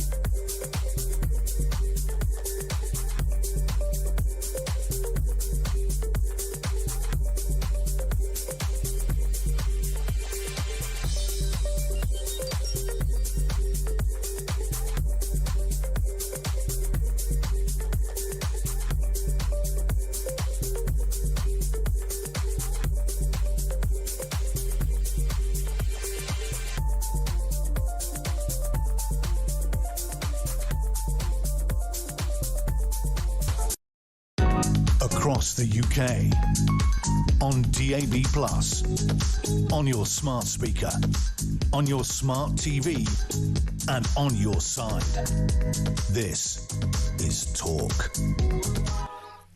Breaking news at 2:38 in the afternoon. Solar power threatens to overwhelm the electricity grid. More bad headlines for those flaky renewables. Let's get reaction from a man who called this out years ago. Ross Clark is a broadcaster, journalist at the Mail and elsewhere, and the author of Not Zero, How an Irrational Target Will Impoverish You, Help China and Won't Even Save the Planet. Hello, Ross. Good afternoon, Mark. Really good to see you. What's the story here? Well, the story is that we've been adding so much solar power to the grid in recent years that it is threatening now to overwhelm the grid on sunny days. We've got something like 22 gigawatts worth of solar installation now. We've got 32 gigawatts of installed wind generation power. Now, most of the time they're not generating much at all, but the average demand for consumption demand for electricity in Britain is around 37 gigawatts. So you can see the problem, you know, the wind and solar together, if you get a very sunny and windy day, that is going to generate more than we actually use potentially.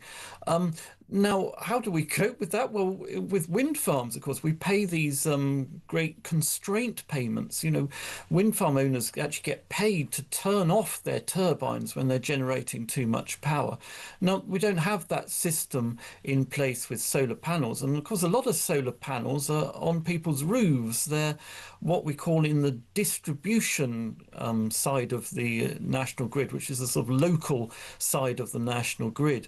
And the National Energy Systems Operator, which is charged with the duty of balancing demand and supply, and you really do have to balance demand and supply when you're running a national grid, it has no control over what happens in the sort of distribution grid. So, you know, all these solar panels just keep pumping out this electricity, and it's got to the point where NESO, National Energy Systems Operator, is considering actually paying certain industrial users to use more electricity on sunny days and sunny and windy days for fear of it overloading the grid, which sounds like a nice problem to have. But of course, you know, it's not really free. For start, you know, how do you, if you're going to get paid to use electricity, people are going to do what the Northern Irish farmers did a few years ago when they had this sort of over-generous subsidy scheme, and they heated their barns and left the barn doors open to use as much power as they possibly could. But the trouble with renewables, and the more renewables you put into the grid, the more expensive it becomes to deal with the grid, because you need the backup. You either need energy storage, battery storage, or some other kind of electricity storage, which is very expensive. And environmentally unfriendly. And well, it can be enormous lithium-ion battery packs. It's not exactly back to nature, is it? Well, there's a very big fire risk with them, which has never properly been assessed. And they have a shelf life. They have a shelf life, and when they're disposed, they're toxic. And it costs about 3 times as much to store electrical energy in a battery, a lithium-ion battery installation, as it costs to generate the electricity in the first place. So you can see the problem. It becomes very expensive. Or you have to have some kind of other backup, like gas. That's at the moment. We sort of have, the wind and solar is low. We switch on to gas. But then if you have loads of gas stations which are used infrequently, the unit price of that energy generated by gas power stations jumps up, because, you know, they still have to be maintained even if you're only using it for an hour a week. Ross, if there is an oversupply of energy from solar panels, does that not demonstrate that the technology is rather efficient and powerful? Well, solar panels work. I mean, I've come clean. I've got them on my roof, and the reason I got them on my roof is because I'm paid about 70 pence per kilowatt hour to generate this Drinks power. are on you. It's great fun, yeah. You know, those of us who got in early and got this feed-in tariff, they certainly work, but when the sun's shining or during the day, the sun doesn't actually have to be quite shining, they still work, but at night they generate zero electricity, and that is the problem. And when do we get the sort of peak electricity demand in the national grid? It's on those chilly winter evenings where there's no sun, no wind, wind and solar between them generating virtually nothing, and the power demand in the country is at its maximum, and that is the real problem, which has never properly been addressed. Ross, there may well be a reform government in 2 or 3 years' time, or perhaps a reform Conservative coalition. They're both allied now in their scepticism towards net zero, even though it was, of course, the Tories that signed up to it. But these days, under the leadership of Kemi Badenoch, she's scrapped that target, and Farage will drill, baby, drill. So my question to you, if it's a reform government or reform Tory coalition, how many of the actions of this government in this parliament will be irreversible by the time the next lot get in? Well, the government has, of course, signed these contracts with wind and solar companies. They have things called contracts for difference, which basically guarantee them a price for their electricity for 15 years into the future.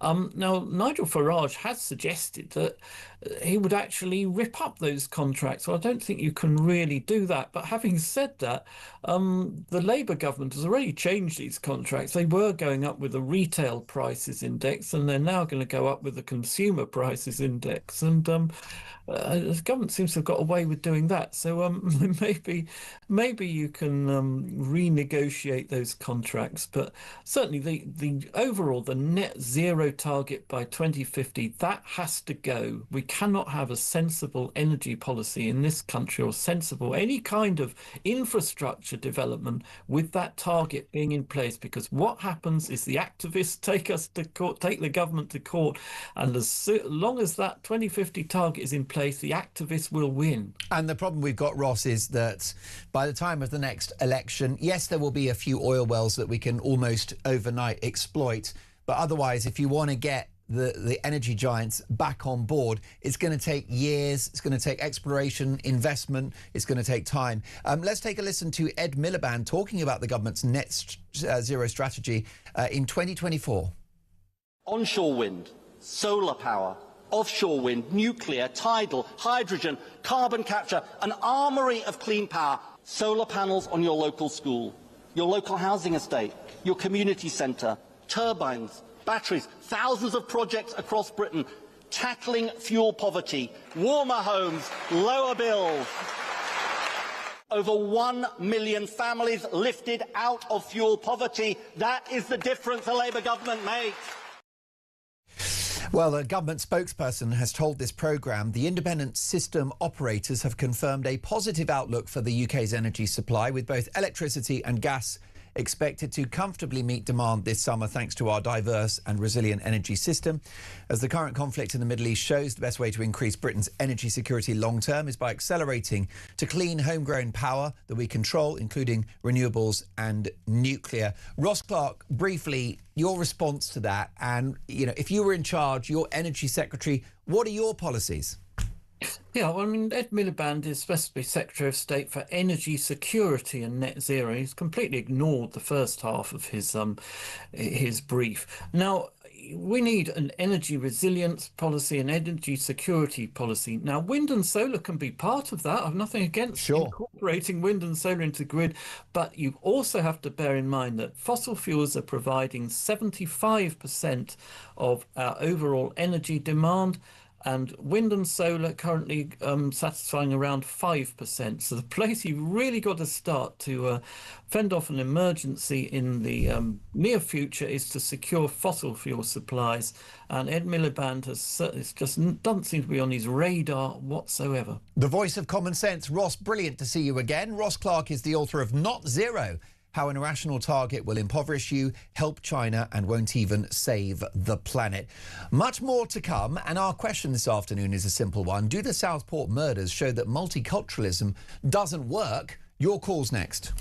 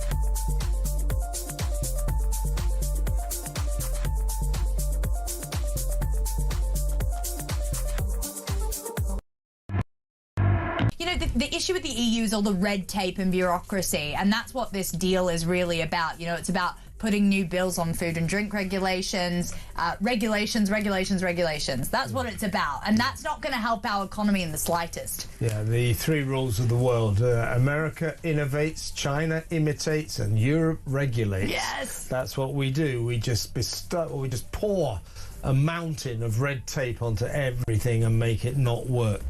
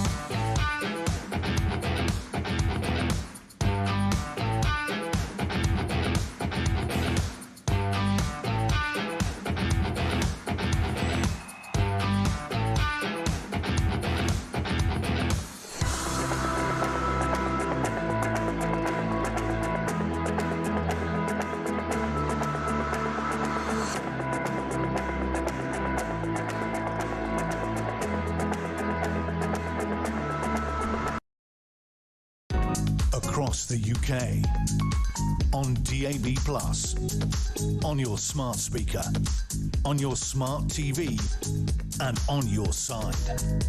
This is Talk. Do the Southport murders show multiculturalism does not work? It's quite clear that the grooming gangs, the Manchester Arena bombing, and the actions of Axel Radicabana were as a result of people who allowed these crimes to happen for fear of being called racist. Yes, we need to put money in to prevent. We need more cops. We need more surveillance, counter terrorism. Of course we do, and that costs money. But we could also change our culture and allow someone to call out a bearded chap of Middle Eastern background at an Ariana Grande concert and say, why are you here? Of course, that is a guy that wound up killing a whole bunch of people, 20 people, including a number of young girls.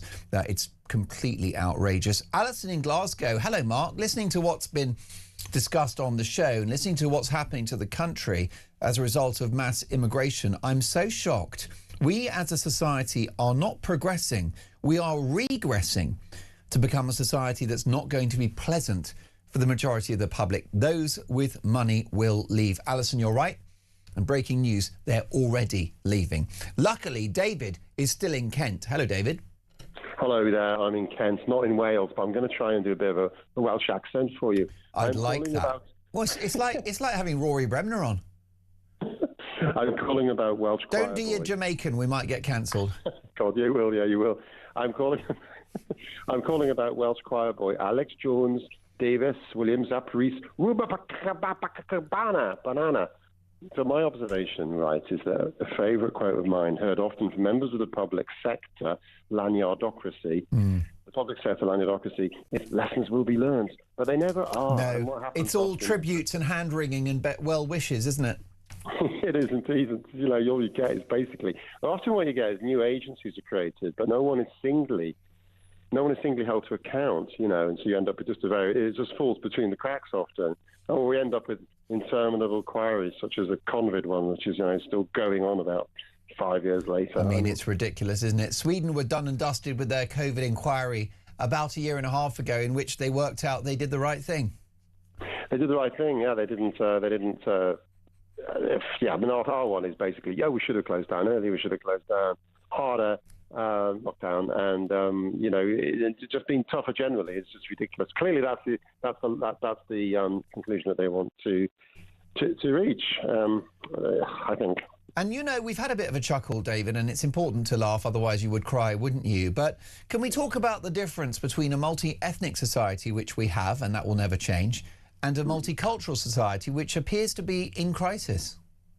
That's it. I think the problem with multiculturalism, it's all very well if people do mix, but they often don't. Certain groups don't, as we know, and so you end up with little silos of people living their own lives and not mixing in the way that some migrants do. I mean, you can think about Ugandan immigrants, the Indian migrants who came from there. Generally speaking, they mixed in quite well, set up businesses, and often married out of their community and are very integrated. Often Christian as well.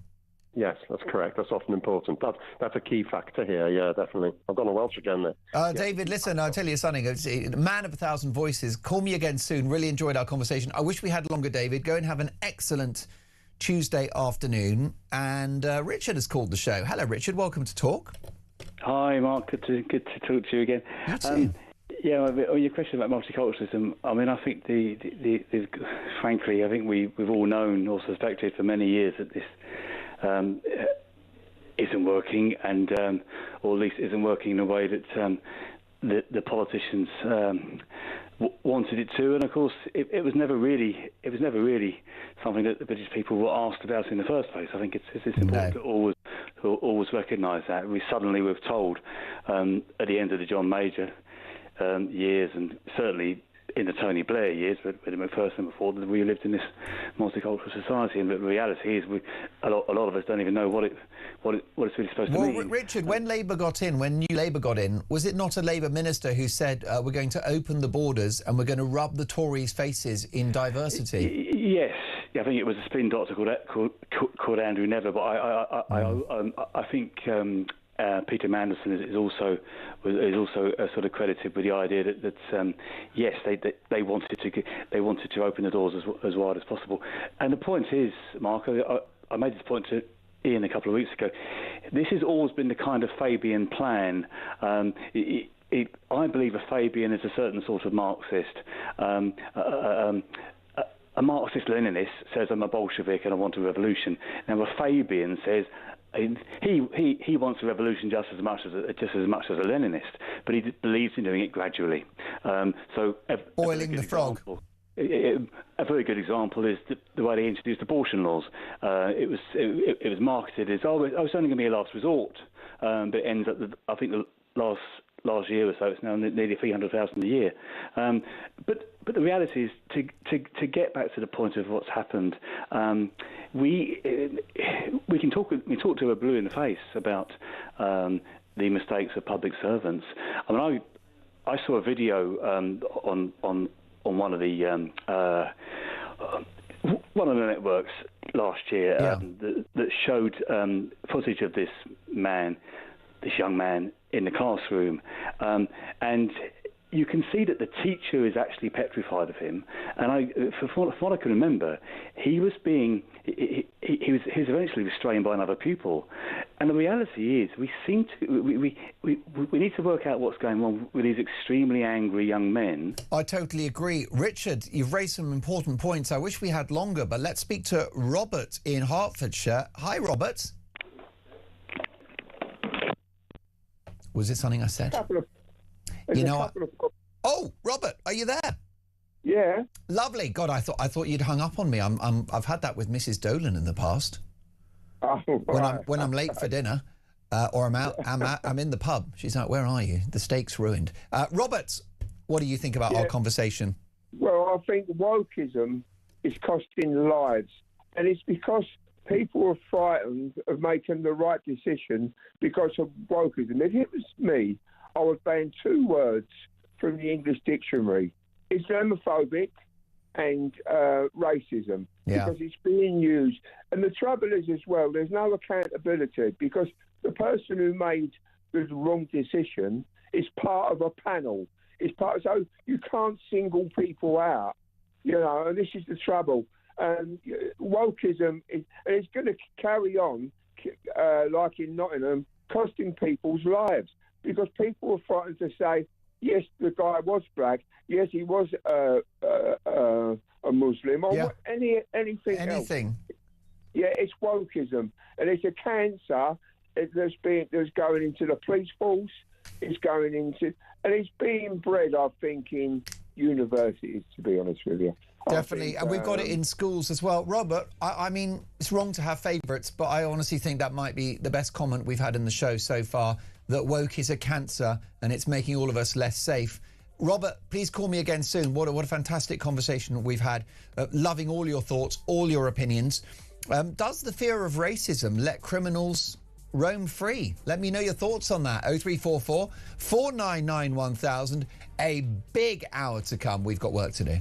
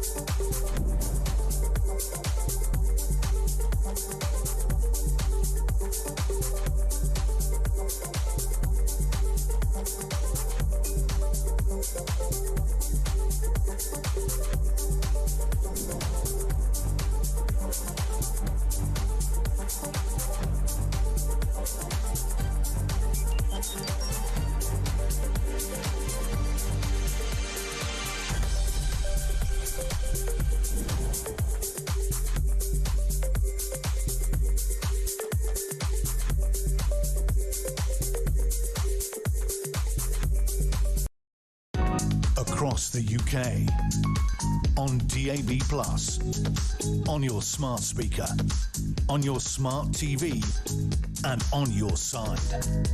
This is Talk.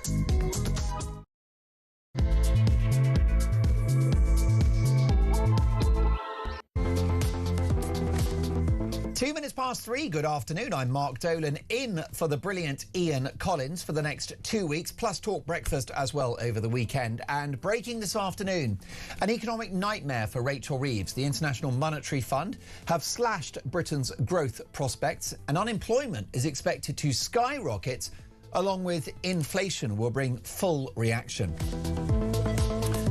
Southport killer Axel Radukabana, I've got to get his name right, Rudakabana, his parents, the police and social services failed to intervene as his behaviour spiralled out of control. Now, that was the topic of today's Dolan's Dispatch. Our question this afternoon is a simple one.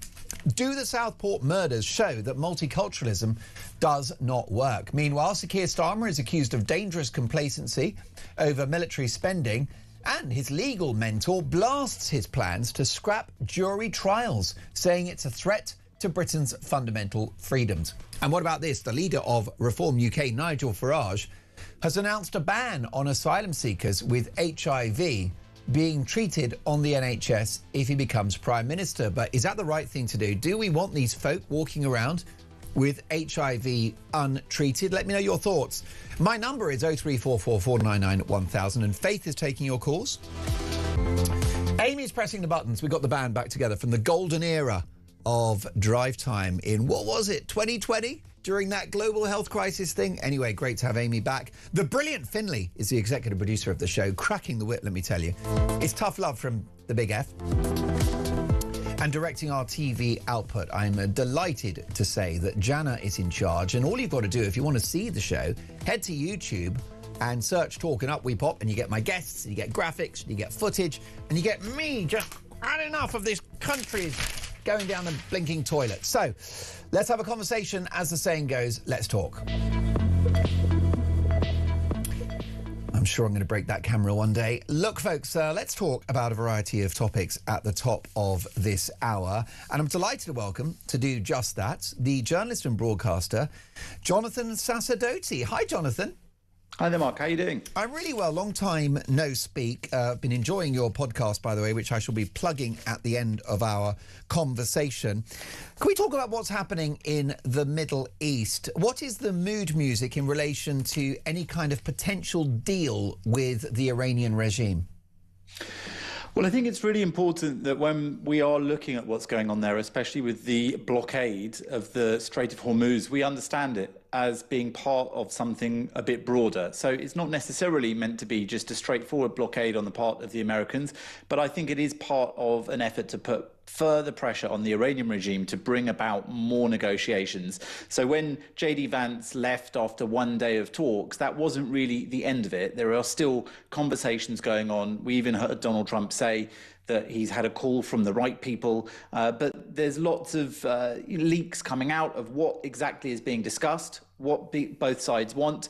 And I think all of these moments, all of these moves, whether it's by force with military action or now in a more sort of sedate way using this blockade, they're all designed to try and push the Iranians towards negotiation, towards a position that the Americans will accept.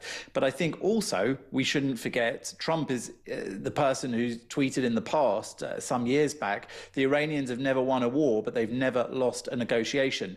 And so it's key that we see it in that sense as well, that they are very tough negotiators, and there is a lot of power play going on between both sides here. And Donald Trump's concerns about the Iranian regime long predate either of his presidencies. Yeah, that's right. I mean, we've seen over recent weeks all those clips of Donald Trump speaking before he was even really a politician. He's always had, some people have said, an obsession with Iran, but actually others would say maybe foresight politically to understand that this was a growing threat because, you know, the Iranian regime since the Islamic Revolution has been a threat to America, a threat to the West, a threat to the free world, not just to the state of Israel. So many of Trump's detractors now are saying that he's doing Israel's bidding and that he was dragged into this war against America's interests. But I think that's really not the smartest analysis because nobody drags the United States into a war like that quite against its wishes. There are shared and overlapping goals between Israel and the US, and some of them differ, but many of them align. And I think that's why we saw this war launched when we did at the end of February. And I also think that we can look back at Donald Trump's statements throughout, really, his time, even in business and as a celebrity, when he would speak about Iran, to understand that it didn't require this Israeli government to make him concerned about all the threats in that department. And a resolution of this conflict is of critical importance, Jonathan, to our viewers and listeners who are watching and listening to you right now, because we've got the breaking news from the IMF. They've slashed Britain's growth prospects. Unemployment's going to increase alongside inflation. Now, in my view, a lot of that is as the result of this government's economic policies and two rather damaging budget statements. But clearly the war in Iran is impacting the economy, which is why all of us need this to end. Yeah, look, I think that's one of the pressures that's on America, and the Iranian regime knew that when they started to take the actions they did. They were obviously militarily inferior to the forces of America and Israel combined, but they knew that they had some economic leverage when it came to the Strait of Hormuz and international energy prices. And as a result, they've used that leverage very effectively. But Donald Trump has tried every week, really, before the markets open to try and calm things. It's had some effect. We've seen prices going up and down a bit, but that's one of the biggest challenges for him as the US president, is to try and keep prices down. And here in the UK, that's more or less all we have heard the Prime Minister speak about, that Britain has no part to play in this war, that this is not Britain's war, and that his concerns are just the price of living, the cost of living here at home. Now, of course, that's really important, but sometimes there are bigger issues at play in the world, on the world stage. And if Iran is able to leverage prices in this way and hold the whole world to ransom over prices without nuclear weapons, as has been said by J.D. Vance, imagine what they would do in the future if they achieved nuclear weapons capability. It means that they could do pretty much anything they like. And that's why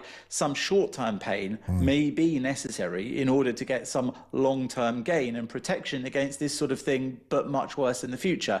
And yet, we just don't know how this will end.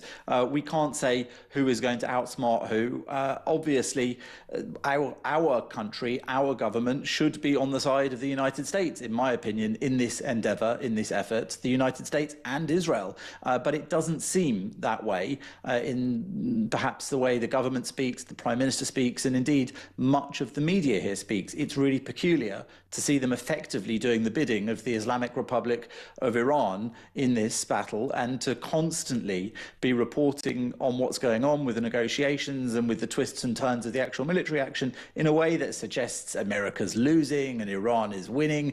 I think there's a lot of wish fulfillment being mapped out in some of the reporting, but generally speaking, ideologically, America seems to be pointing in the right direction, but practically speaking, in terms of prices, there are these constant pressures, and that is something which a non-democracy in Iran doesn't have to wrestle with, the same as a democracy in America or the UK does, because the electorate reacts to the cost of living.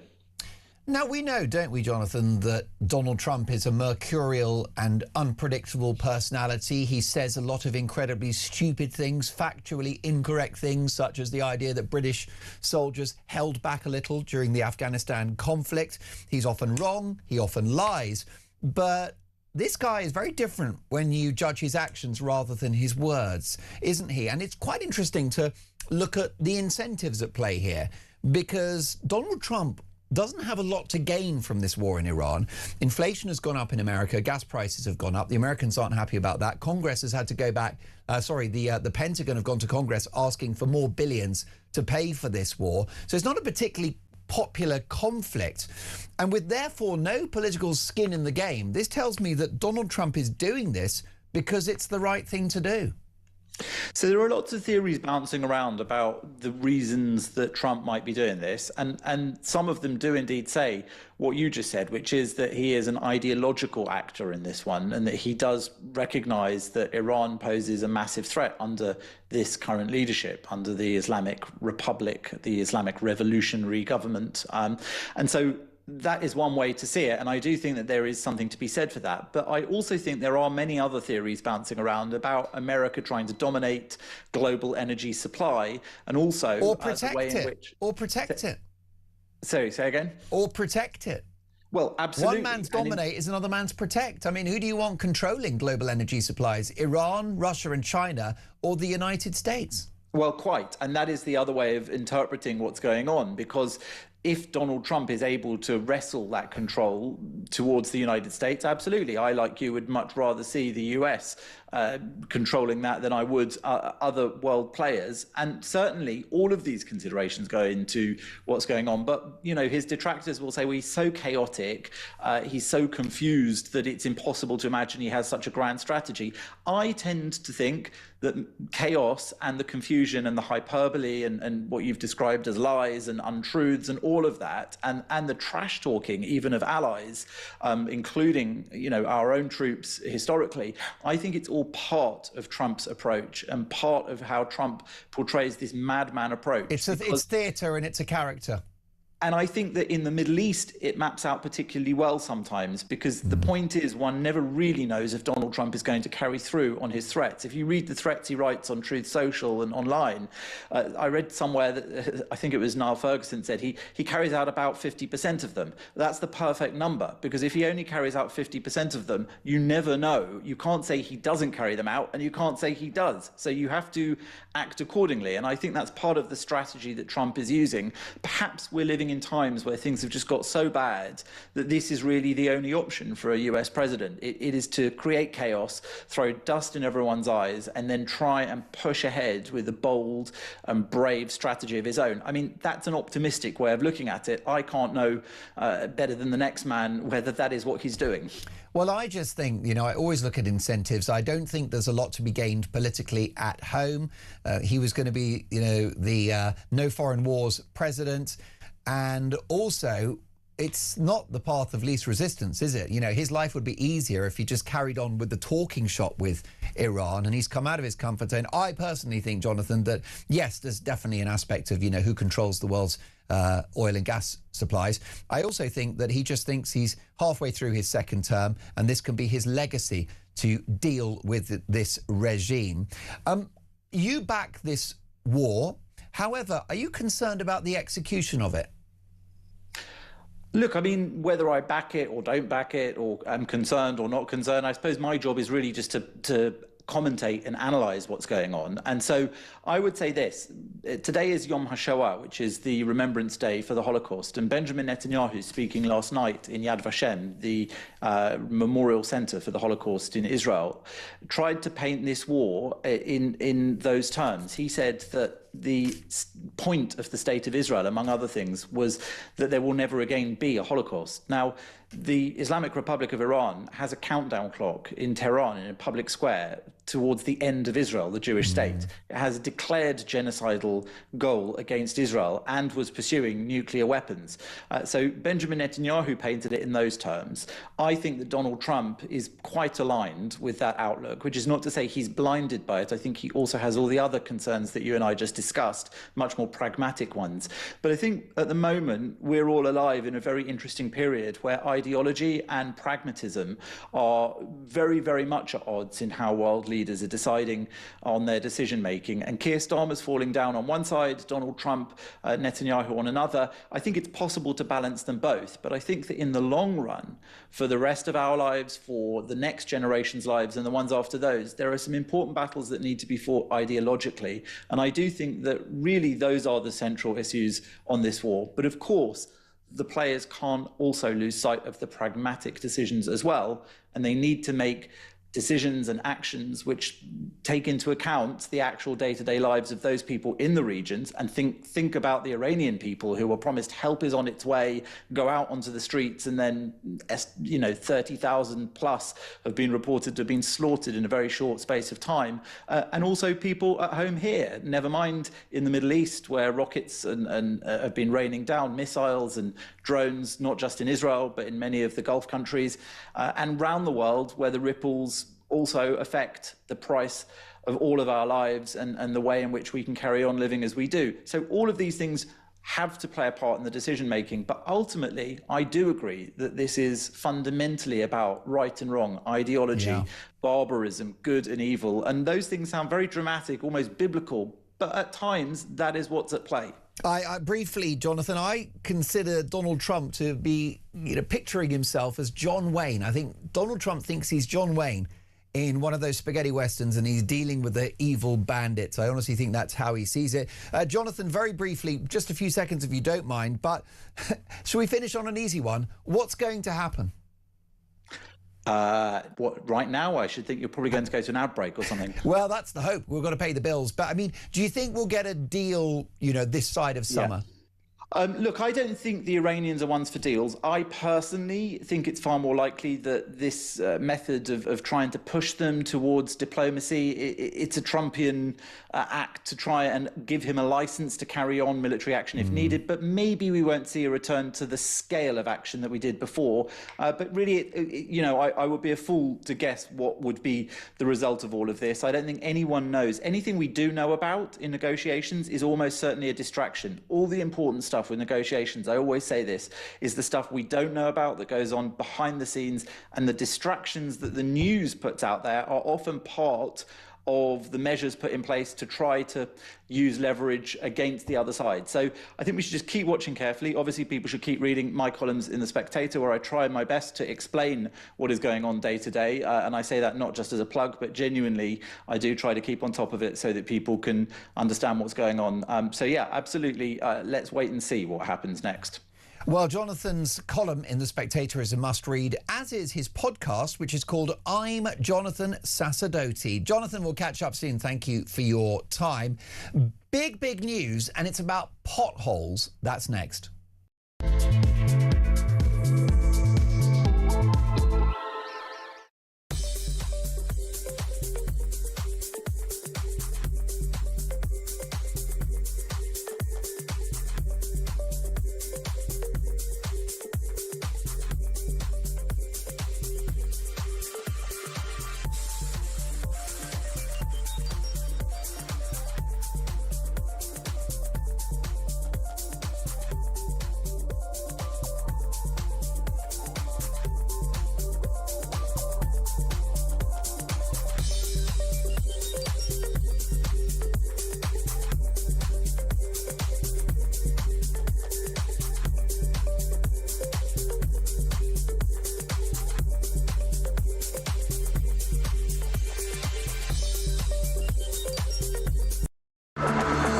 The issue with the EU is all the red tape and bureaucracy, and that's what this deal is really about. It's about putting new bills on food and drink regulations, regulations.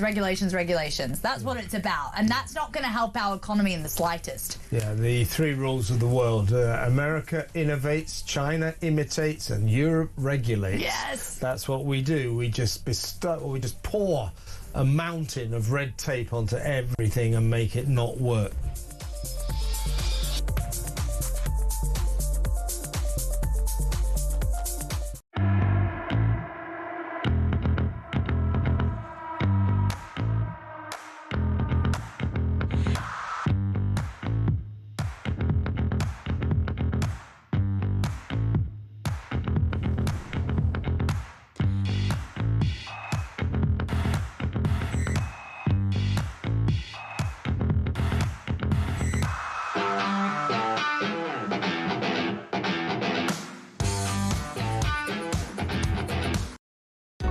Across the UK, on DAB+, on your smart speaker, on your smart TV, and on your side. This is Talk. You are listening to Talk. It's Mark Dolan with you until 4 o'clock, at which point the very excellent Kevin O'Sullivan joins us, and I'm looking forward to that conversation when he comes in to plug his show in just a moment. We've got some news on the pothole front. Let's just welcome onto the show Mr. Pothole himself, Mark Morell. Hello, Mark.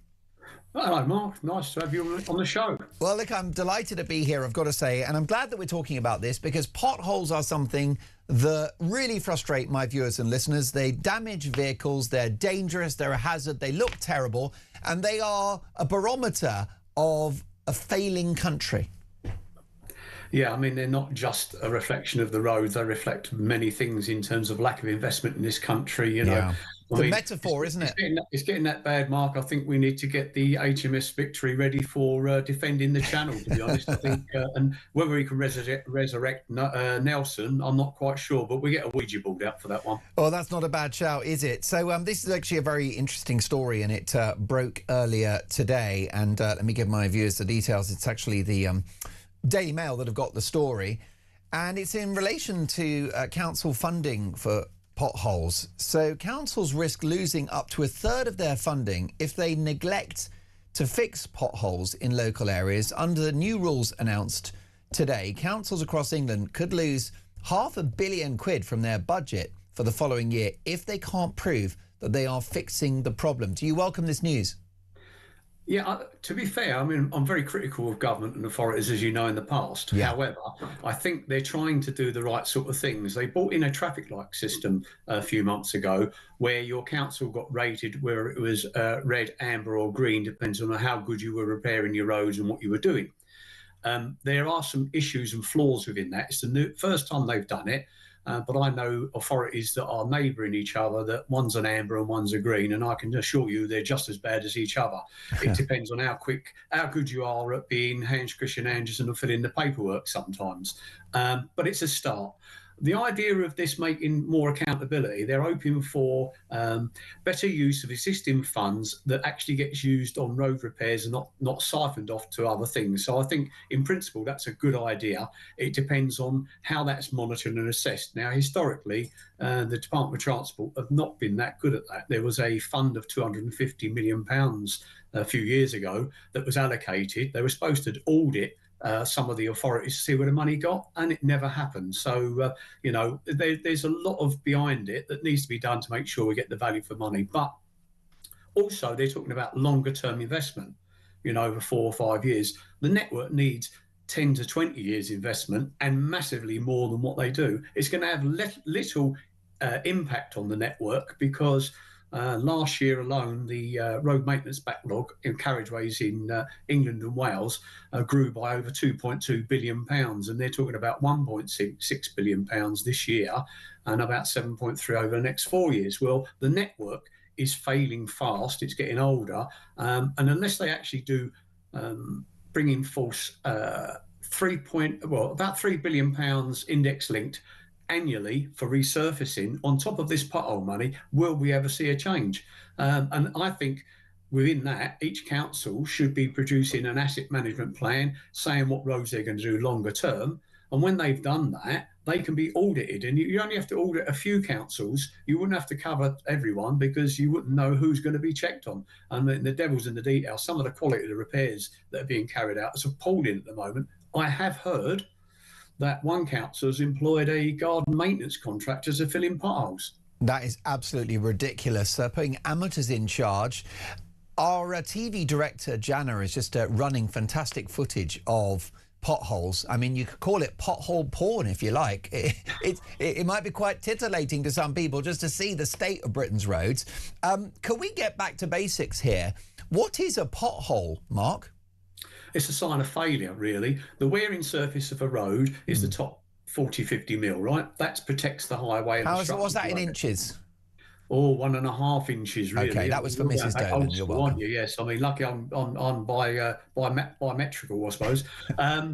So that wearing surface protects the highway, so water and the wear and tear on it. That provides also the grip value for roads, so handling and braking and such like. When that deteriorates and gets cracks in, you end up getting water in there, not only frost, but water, because you get hydrostatic pressure because vehicles pushing it into it. Eventually it fails.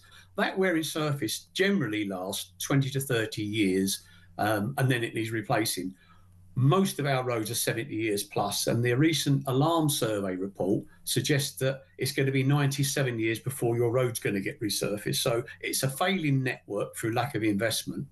And also the other year, it was reported that badly maintained roads are costing the economy £14.4 billion a year. So I cannot understand why economically they can't put in a significant investment to invest to save, because if they put in that extra £3 billion index linked, and that was prior to Iran and the costs that are going to go up through there, then in 10 years, you could halve that. So invest to save and treat the asset. I mean, it's the blood supply for the UK economy, the net road network, and it's appalling. I mean, and the £19 billion that the backlog in England and Wales currently is, you can add another 25% on there because what's happening in Iran in terms of the flow through of costs. So with the backlog, I can see the next alarm survey in January, 25 billion. And if you extrapolate over the next 10 years, 50, 60 billion, 70 billion, the tipping point where the roads won't cope anymore. Yes, it's a false economy, and it should be outside of party politics, shouldn't it? Whoever's in charge should agree to a certain investment in our roads, irrespective of your political colour. Sadly, it ain't going to happen. Pigs will fly. And Mark, what do you make of the solution of filling in these potholes? Is that a compromise? Do you need resurfacing, or can filling in work? Right. You can do good quality permanent repairs. It needs to be cut out and actually tack coat, material put in and compacted correctly, because I see appalling compaction methods being used. One video got sent to me of someone using an empty gas canister to tamper in the tarmac in a pothole. I mean, it's appalling. Ridiculous. I mean, there needs to be a national mandatory training. I did a poll over the weekend, and surprise, surprise, 100% of road users believe that all people that repair potholes should have mandatory training up to a level. I mean, that would be novel. There's lots of things that can be done, and there are cases, yes, you have to do a temporary repair. But even the temporary repairs, I've got videos of people stamping in tarmac where they haven't even swept out the loose debris. So it doesn't need total resurfacing necessarily? There is a point to where a road does need that because it's out of repair. Right. There is. You've got that. How long will if you just were to fill the hole properly with a trained professional, how many years would that buy you? I mean, you could get 5 years plus on some of those repairs, but it's the area around it, because the area around it will fail. The repair might hold up, but the area around it... And if you resurface, you probably get 20 years, right? 20 or 30 years, depends on, volume of traffic and things. And also, it could create apprenticeships if we invest. Big time. Yeah. Better use of modern technology. AI is not going to take the job of someone that fixes potholes, is it? No, but AI can monitor the person that's carrying out the repair to make sure it's of good standard. And I'm working on that with someone to say, can we have those repairs videoed and assessed so that it becomes self-certifying, because AI makes sure you do the job right. Well, that's a really good idea. And Mark, you've talked about the cost to the economy, because we're talking about roads, the streets here, this is infrastructure. People are going to work, you've got goods vehicles, all the rest of it. The lifeblood of our economy are the road networks. But it's also a safety element too, isn't there? Because good luck riding a bicycle or a motorbike and hitting a deep pothole. Yeah. One cyclist a week is reported to have been killed or seriously injured as a result of potholes. Over 70 motorbike riders are either killed or seriously injured as a result of badly maintained roads. But it's not only the potholes for them, it's the screed. So the material that comes out, the road defect, the pothole or the loss of delamination can have an effect, because obviously grip. One of the other issues is if you lose that wearing surface over a large enough area, you can lose your grip value by 60 to 70% of what the wearing surface would normally provide. So they are a real hazard, and councils aren't really taking that on board. I mean, recently I've gone on, I got restricted on X because I must have been, I think I was harassing probably ministers in the government to do their job properly, but never mind, that's life. But Facebook, I've been doing more publishing, and I've now got access to over 40 groups across the country, which is in excess of 250,000 members. And I've been giving them education, not derogatory, but training them in terms of what's a good permanent repair, what's a good temporary repair, why they fail, even legal notices, how they can use the legal Section 56 notice to get their roads repaired, because there was a recent court case where unfortunately it went against the council and they were somewhat disappointed. But I have heard they're not going to appeal. I wonder why. So I'm trying to do that. And also the fact of many authorities say that you haven't got a claim because the pothole that you hit didn't meet their entry criteria. Well, there was a court case in 2019 where the judge said that's irrelevant. There's nothing in law on that. And the fact that there was a defect there, you knew it was there and it caused damage. He didn't accept their argument and they had to pay out. You know, I mean, we're going to hell in a handcart. Mark, can I salute your efforts to draw attention to this national emergency? The potholes are destroying cars, which is a massive impact for people who are already struggling with the cost of living. Their suspension gets done, tyres, wheels, all the rest of it. Safety and our economy and the infrastructure. Mark, we'll catch up soon. Thank you for your valuable time.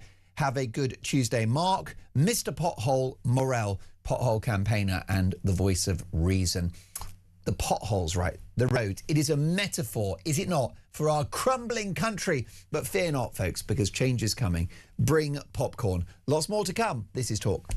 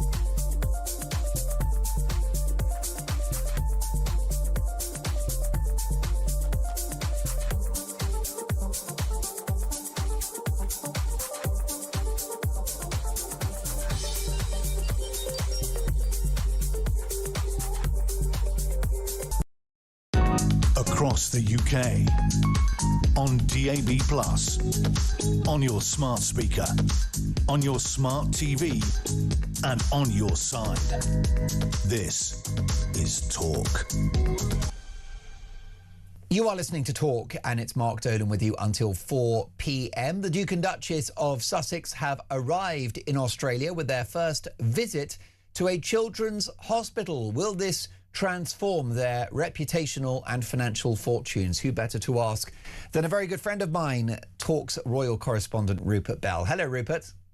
Afternoon, Mark. Rupert, great to see you. Why do you think the Sussexes have flown down under? A, for commercial gain, and what it also is seen is they want to be seen that they can be doing good work. Now, the first thing they do when they get off the plane, they took a commercial flight from Los Angeles to Melbourne, is go off to a hospital and also going to a homeless charity and various other events today. Now, the cynic in me says that they're just trying to sort of deflect from the commercial aspect of this by doing things that will be perceived as, well, this is what royals do. Well, they're not it's not a royal tour. So, yes, the people of the Children's Hospital may have liked the visit and we've seen happy snaps, but you just underlying, you know, they're trying to retrieve their reputation. And the homeless charity, now that is definitely a snoop at William, because one of his great ventures is A, Earthshot, and B, homelessness. So, you know, while there may be some crowds happy to see them, and that's fine, but underlying it is a sort of, I think there's a deep sense of cynicism about what the Harry and Meghan are doing down there when it comes to the plans that they've put in place. Because yes, they've got the retreat. I mean, she's going to the homeless charity bedecked in fairly expensive jewelry, you know, not necessarily reading the room of a homeless charity.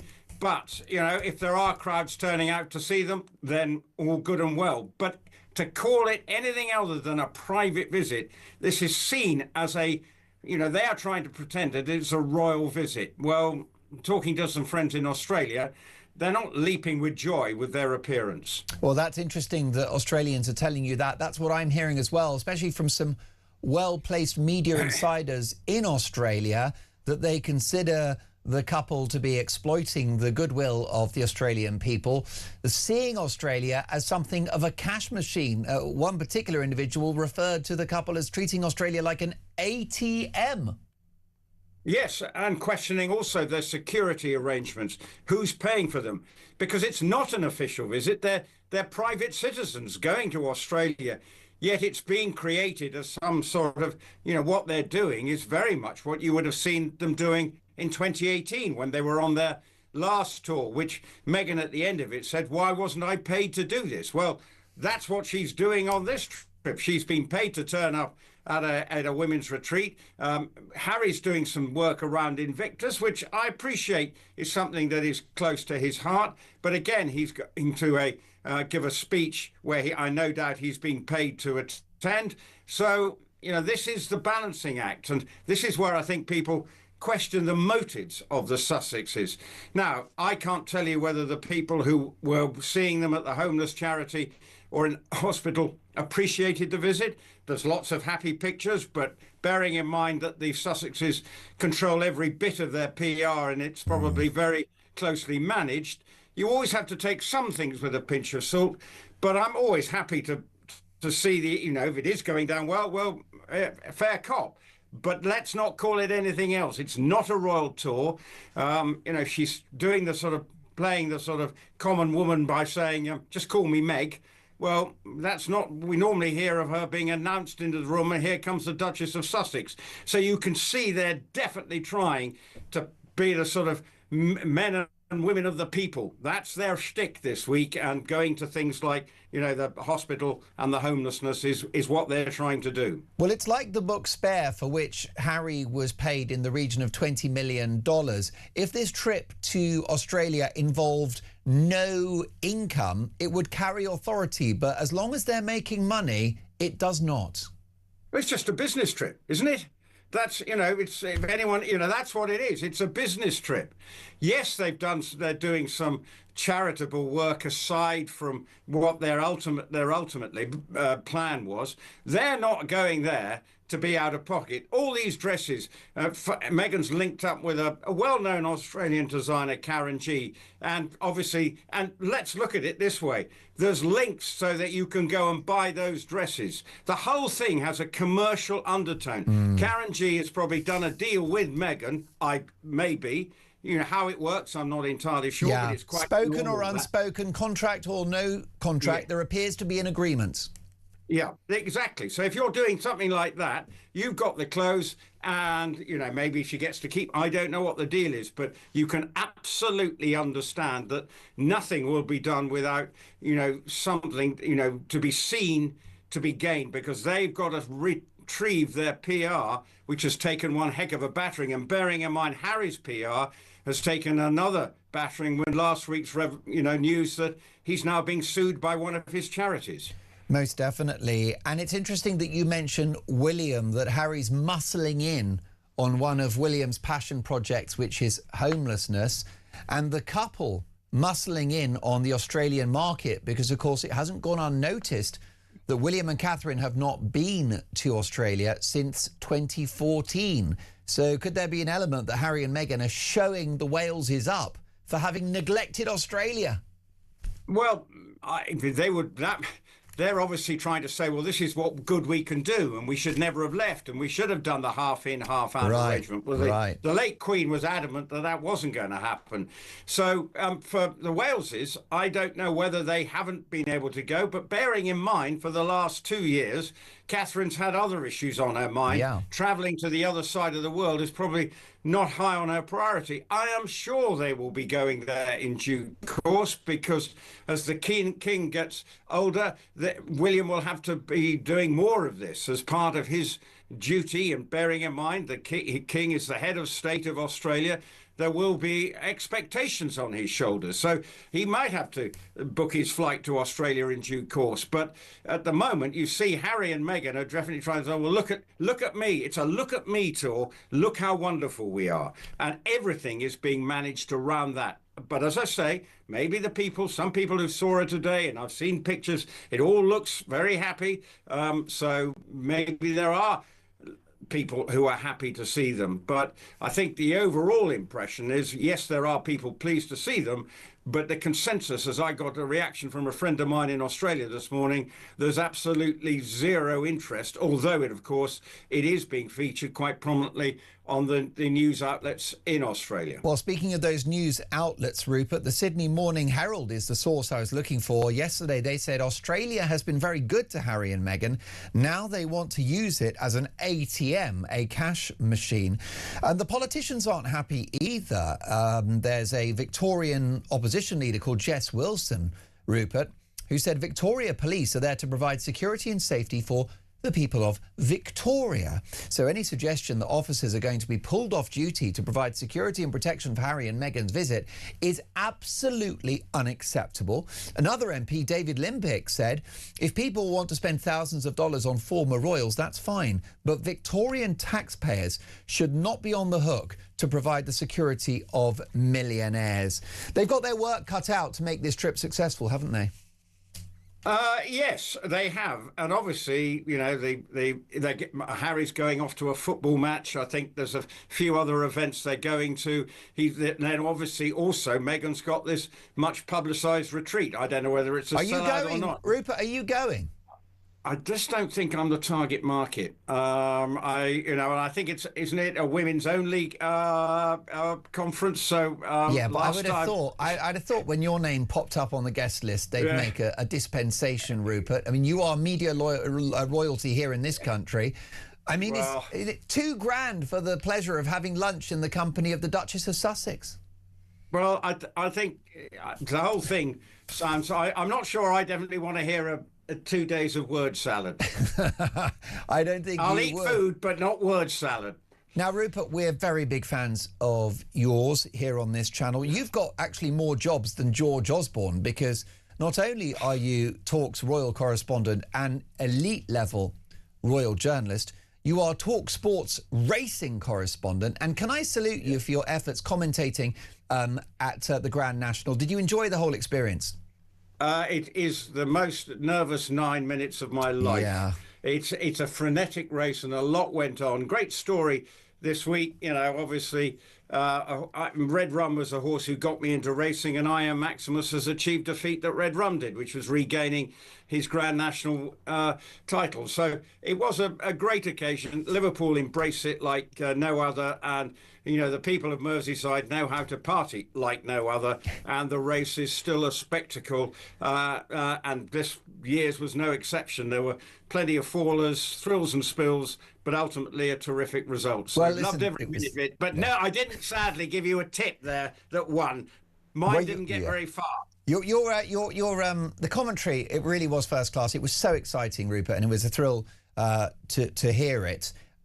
Yeah, our friendship's been tested because you told me, and I quote, lump on last order. Lump on is what you said. Well, if you lumped on last orders, the horse, I don't know what race you were entering in. It was final orders. Oh, I mean final. See, that's where I went wrong.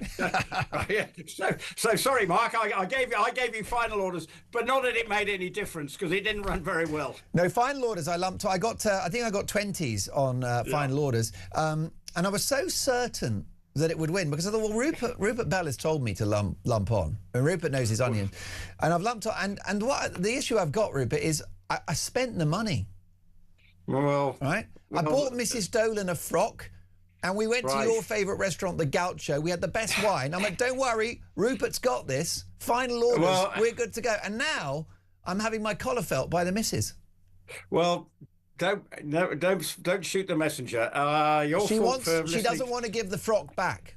Yeah, well, maybe she needs to talk to Meghan about how these arrangements can be cemented, that you can get to keep the stuff. But anyway, I'm sorry. Please send on my best wishes to Mrs. Dolan, and I'm sorry that you've lost 20 quid. Sorry seems to be the hardest word. Rupert, you're a legend and a genius, and we'll catch up really soon. My deep thanks to Rupert Bell, Talk's royal correspondent and Talk Sports racing correspondent, truly the best in the business. Your call's next.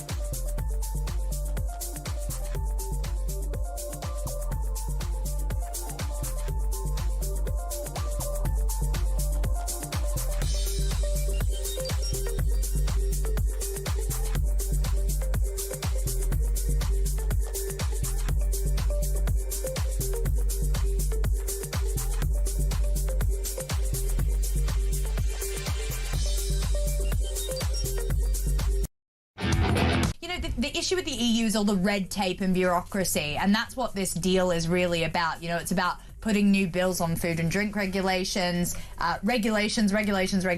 That's what it's about, and that's not going to help our economy in the slightest. Yeah, the three rules of the world. America innovates, China imitates, and Europe regulates. Yes! That's what we do. We just pour a mountain of red tape onto everything and make it not work.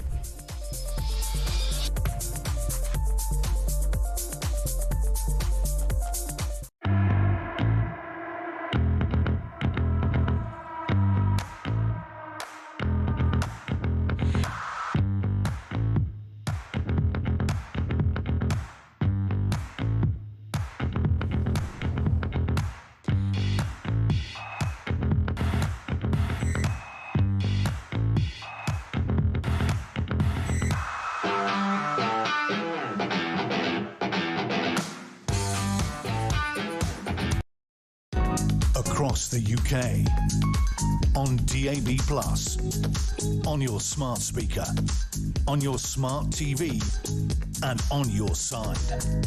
This is Talk. My thanks to Faith and Jana Finley and, of course, Amy for their help today. It's been a very busy show. Thank you for your calls, texts and your voice notes as well. We haven't stopped, have we? We're back tomorrow at 1. Kevin O'Sullivan up next. Very excited about this. Summer is on the way, and there's no better way of spending a sunny afternoon than at Wimbledon. And we're giving you the chance to be there. We've got 2 tickets on Centre Court on Monday, the 6th of July. And you could be there right in the heart of the action with official Wimbledon debenture seats and enjoy exclusive access to the debenture lounge all day long too. What does debenture mean? Incredibly posh and luxurious and beautiful. Here's how you can win. For your chance to win, text TALK to 83338. Text costs £2.50 plus your standard network rate. Or call 0343 418 7260. Lines close 16th of April 2026 at 4 p.m. That's when you'll need to answer your phone if it rings. 18 plus, UK residents only. This is a network promotion. Full T's and C's at talk.tv/win. So for your chance to win, text TALK to 83338 now. Good luck. I hope you win. Folks, we've got breaking news, which is a nightmare for Rachel Reeves. The International Monetary Fund have slashed Britain's growth prospects, and unemployment is expected to skyrocket along with inflation. Why has this happened? Is it the Iraq War? Is it Brexit? Is it the Battle of Hastings or the French Revolution? Ian's in London. Hello, Ian. Mark. We got there in the end. Yeah, I know. Listen, I'll be honest with you. It's a sleepy Tuesday afternoon. I barely know what's going on, Ian. Mark, what the hell is going on with this world at the present time? And what do people not realise? With the IMF, with the EU, everything that can go wrong, they will blame all on Brexit. Correct. I'm going to admit I voted to stay because like, not that I've liked anything about the EU, but quite simply, I knew it would turn out to be a nightmare, and they would make it. It's like a bitter divorce. And thankfully, I've never done one of them because I never got married. Wise man. The drinks are on you. Oh, yeah, I don't think so. I've got girlfriends that want it. Right.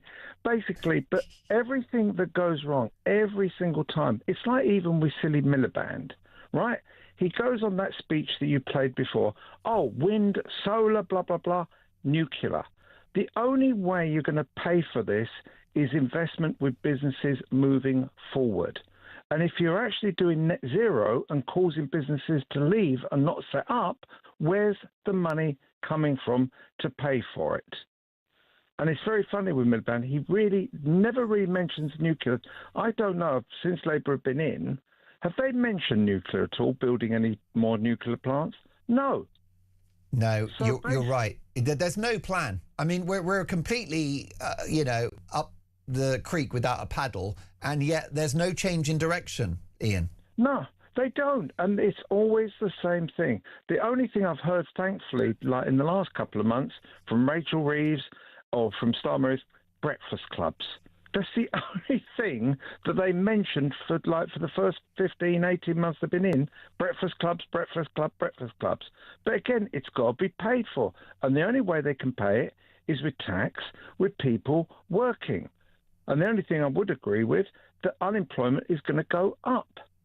I know. I mean, you get it, I get it. Those that govern us do not. Ian, I wish we had longer. Call me again soon. Andrew's in Hertfordshire. Andrew, do the Southport murders show that multiculturalism doesn't work? Yes, they do. And our thoughts are always with the victims' parents. It's very shallow to say it. You just feel so sorry for them. And that's nothing. It can't bring them back. Those pictures of them, they could be anybody's children. It's just beyond horrific. It really stems from a bloke called Ray Honeyford, who was the head of Drummond Middle School in Bradford. And what he said was in the 1990s that we were creating Asian ghettos and multi-racial education policies were inhibiting British society. And I'm sure he was attacked at the time? I was destroyed, absolutely destroyed. And at that point, the left wing, because they shut down the debate, which is always what they want to do. And I think it's so tragic in relation to the death of those young girls for no good reason, in that when the headmistress of the school writes a report saying, but the person that wrote the note on that's the person that's at fault. And at the end of the day, until we accept it has failed, you have to have many different people from many different backgrounds, I get it, but the common theme is we're British. Women go to the same church or place of worship. We don't do extremism. We are a tolerant society, and it's been abused. And the byproduct of that is 3 young girls tragically lost their life for no good reason. Andrew, I agree with every syllable. Let's catch up soon. Andrew in Hertfordshire there.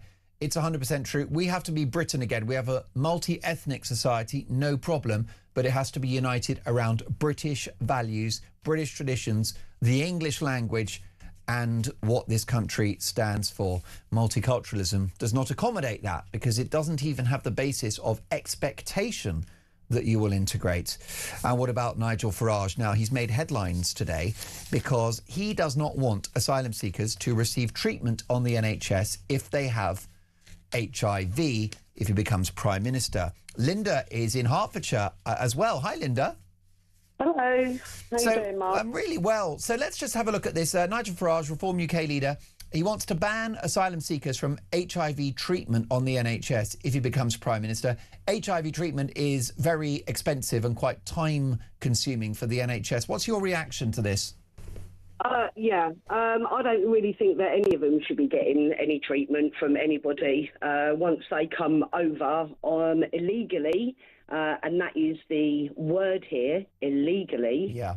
Then they should be put into detention centres, and then they should be deported. I just don't see why, when everything in our country is going into a handbasket, why the taxpayer is continuously asked to support everything, and then our Prime Minister turns around and calls us far right. Linda, I'm living in a parallel universe here. The idea that you enter the country illegally and then you're given money, accommodation, a mobile phone, and the freedom to roam the streets, I cannot compute that, Linda. No, nor can I. And, you know... Would any other country do that? Would China do that? Would they let you wander free if you broke into China? No, we are the only country where you come illegally that you get rewarded. And this is the problem. And, you know, people will go on and say, oh, it's racist. And I know you've spoken about that. No, I think you don't care about their skin colour. You're talking about illegal immigrants of any colour. I don't care about that. I don't care what anybody's colour is. I don't care what they believe or what they don't believe. Yeah. If you come to our country, you do so legally through the right process, and then you assimilate into our culture. You don't force everything that you believe onto us, lobby our government to change laws, put in a new blasphemy law, I may add, which I find quite insulting as a Christian. Horrendous. You know, and how are we going to prevent things like, you know, Alex, who I can't say his name. Rudicavano. I can't. Yeah. I just can't say his name. Well, I keep saying it wrong, and I couldn't care less. Well, no, nor could I. You know, how are we going to prevent this from happening when they're going to bring in this Islamophobic law, which then prevents you to talking about certain people of certain cultures? And Linda, I'm with you all day long. Can I say one thing, which is if these asylum seekers are free to wander around and they've got HIV, we probably do want them to be treated, don't we? Because I agree, well, no, lock them up. No, if they've got HIV, put them in a detention centre. Right. But you definitely don't want, if it was the status that they have now where they're free to walk around, you definitely don't want those individuals to be carrying HIV, do you? Because if they were to attack someone or have a relationship with someone, they could spread the disease, right? Isn't that a worry? It is a worry, most definitely. But again, this is the problem when you let in people that you don't know nothing about. I know. So it all just goes in one big circle, doesn't it? Everything they can come back with and say, oh, but we need to do this. We don't need to do anything. We need to wait until, I mean, you know, I'm paying France all this money. I mean,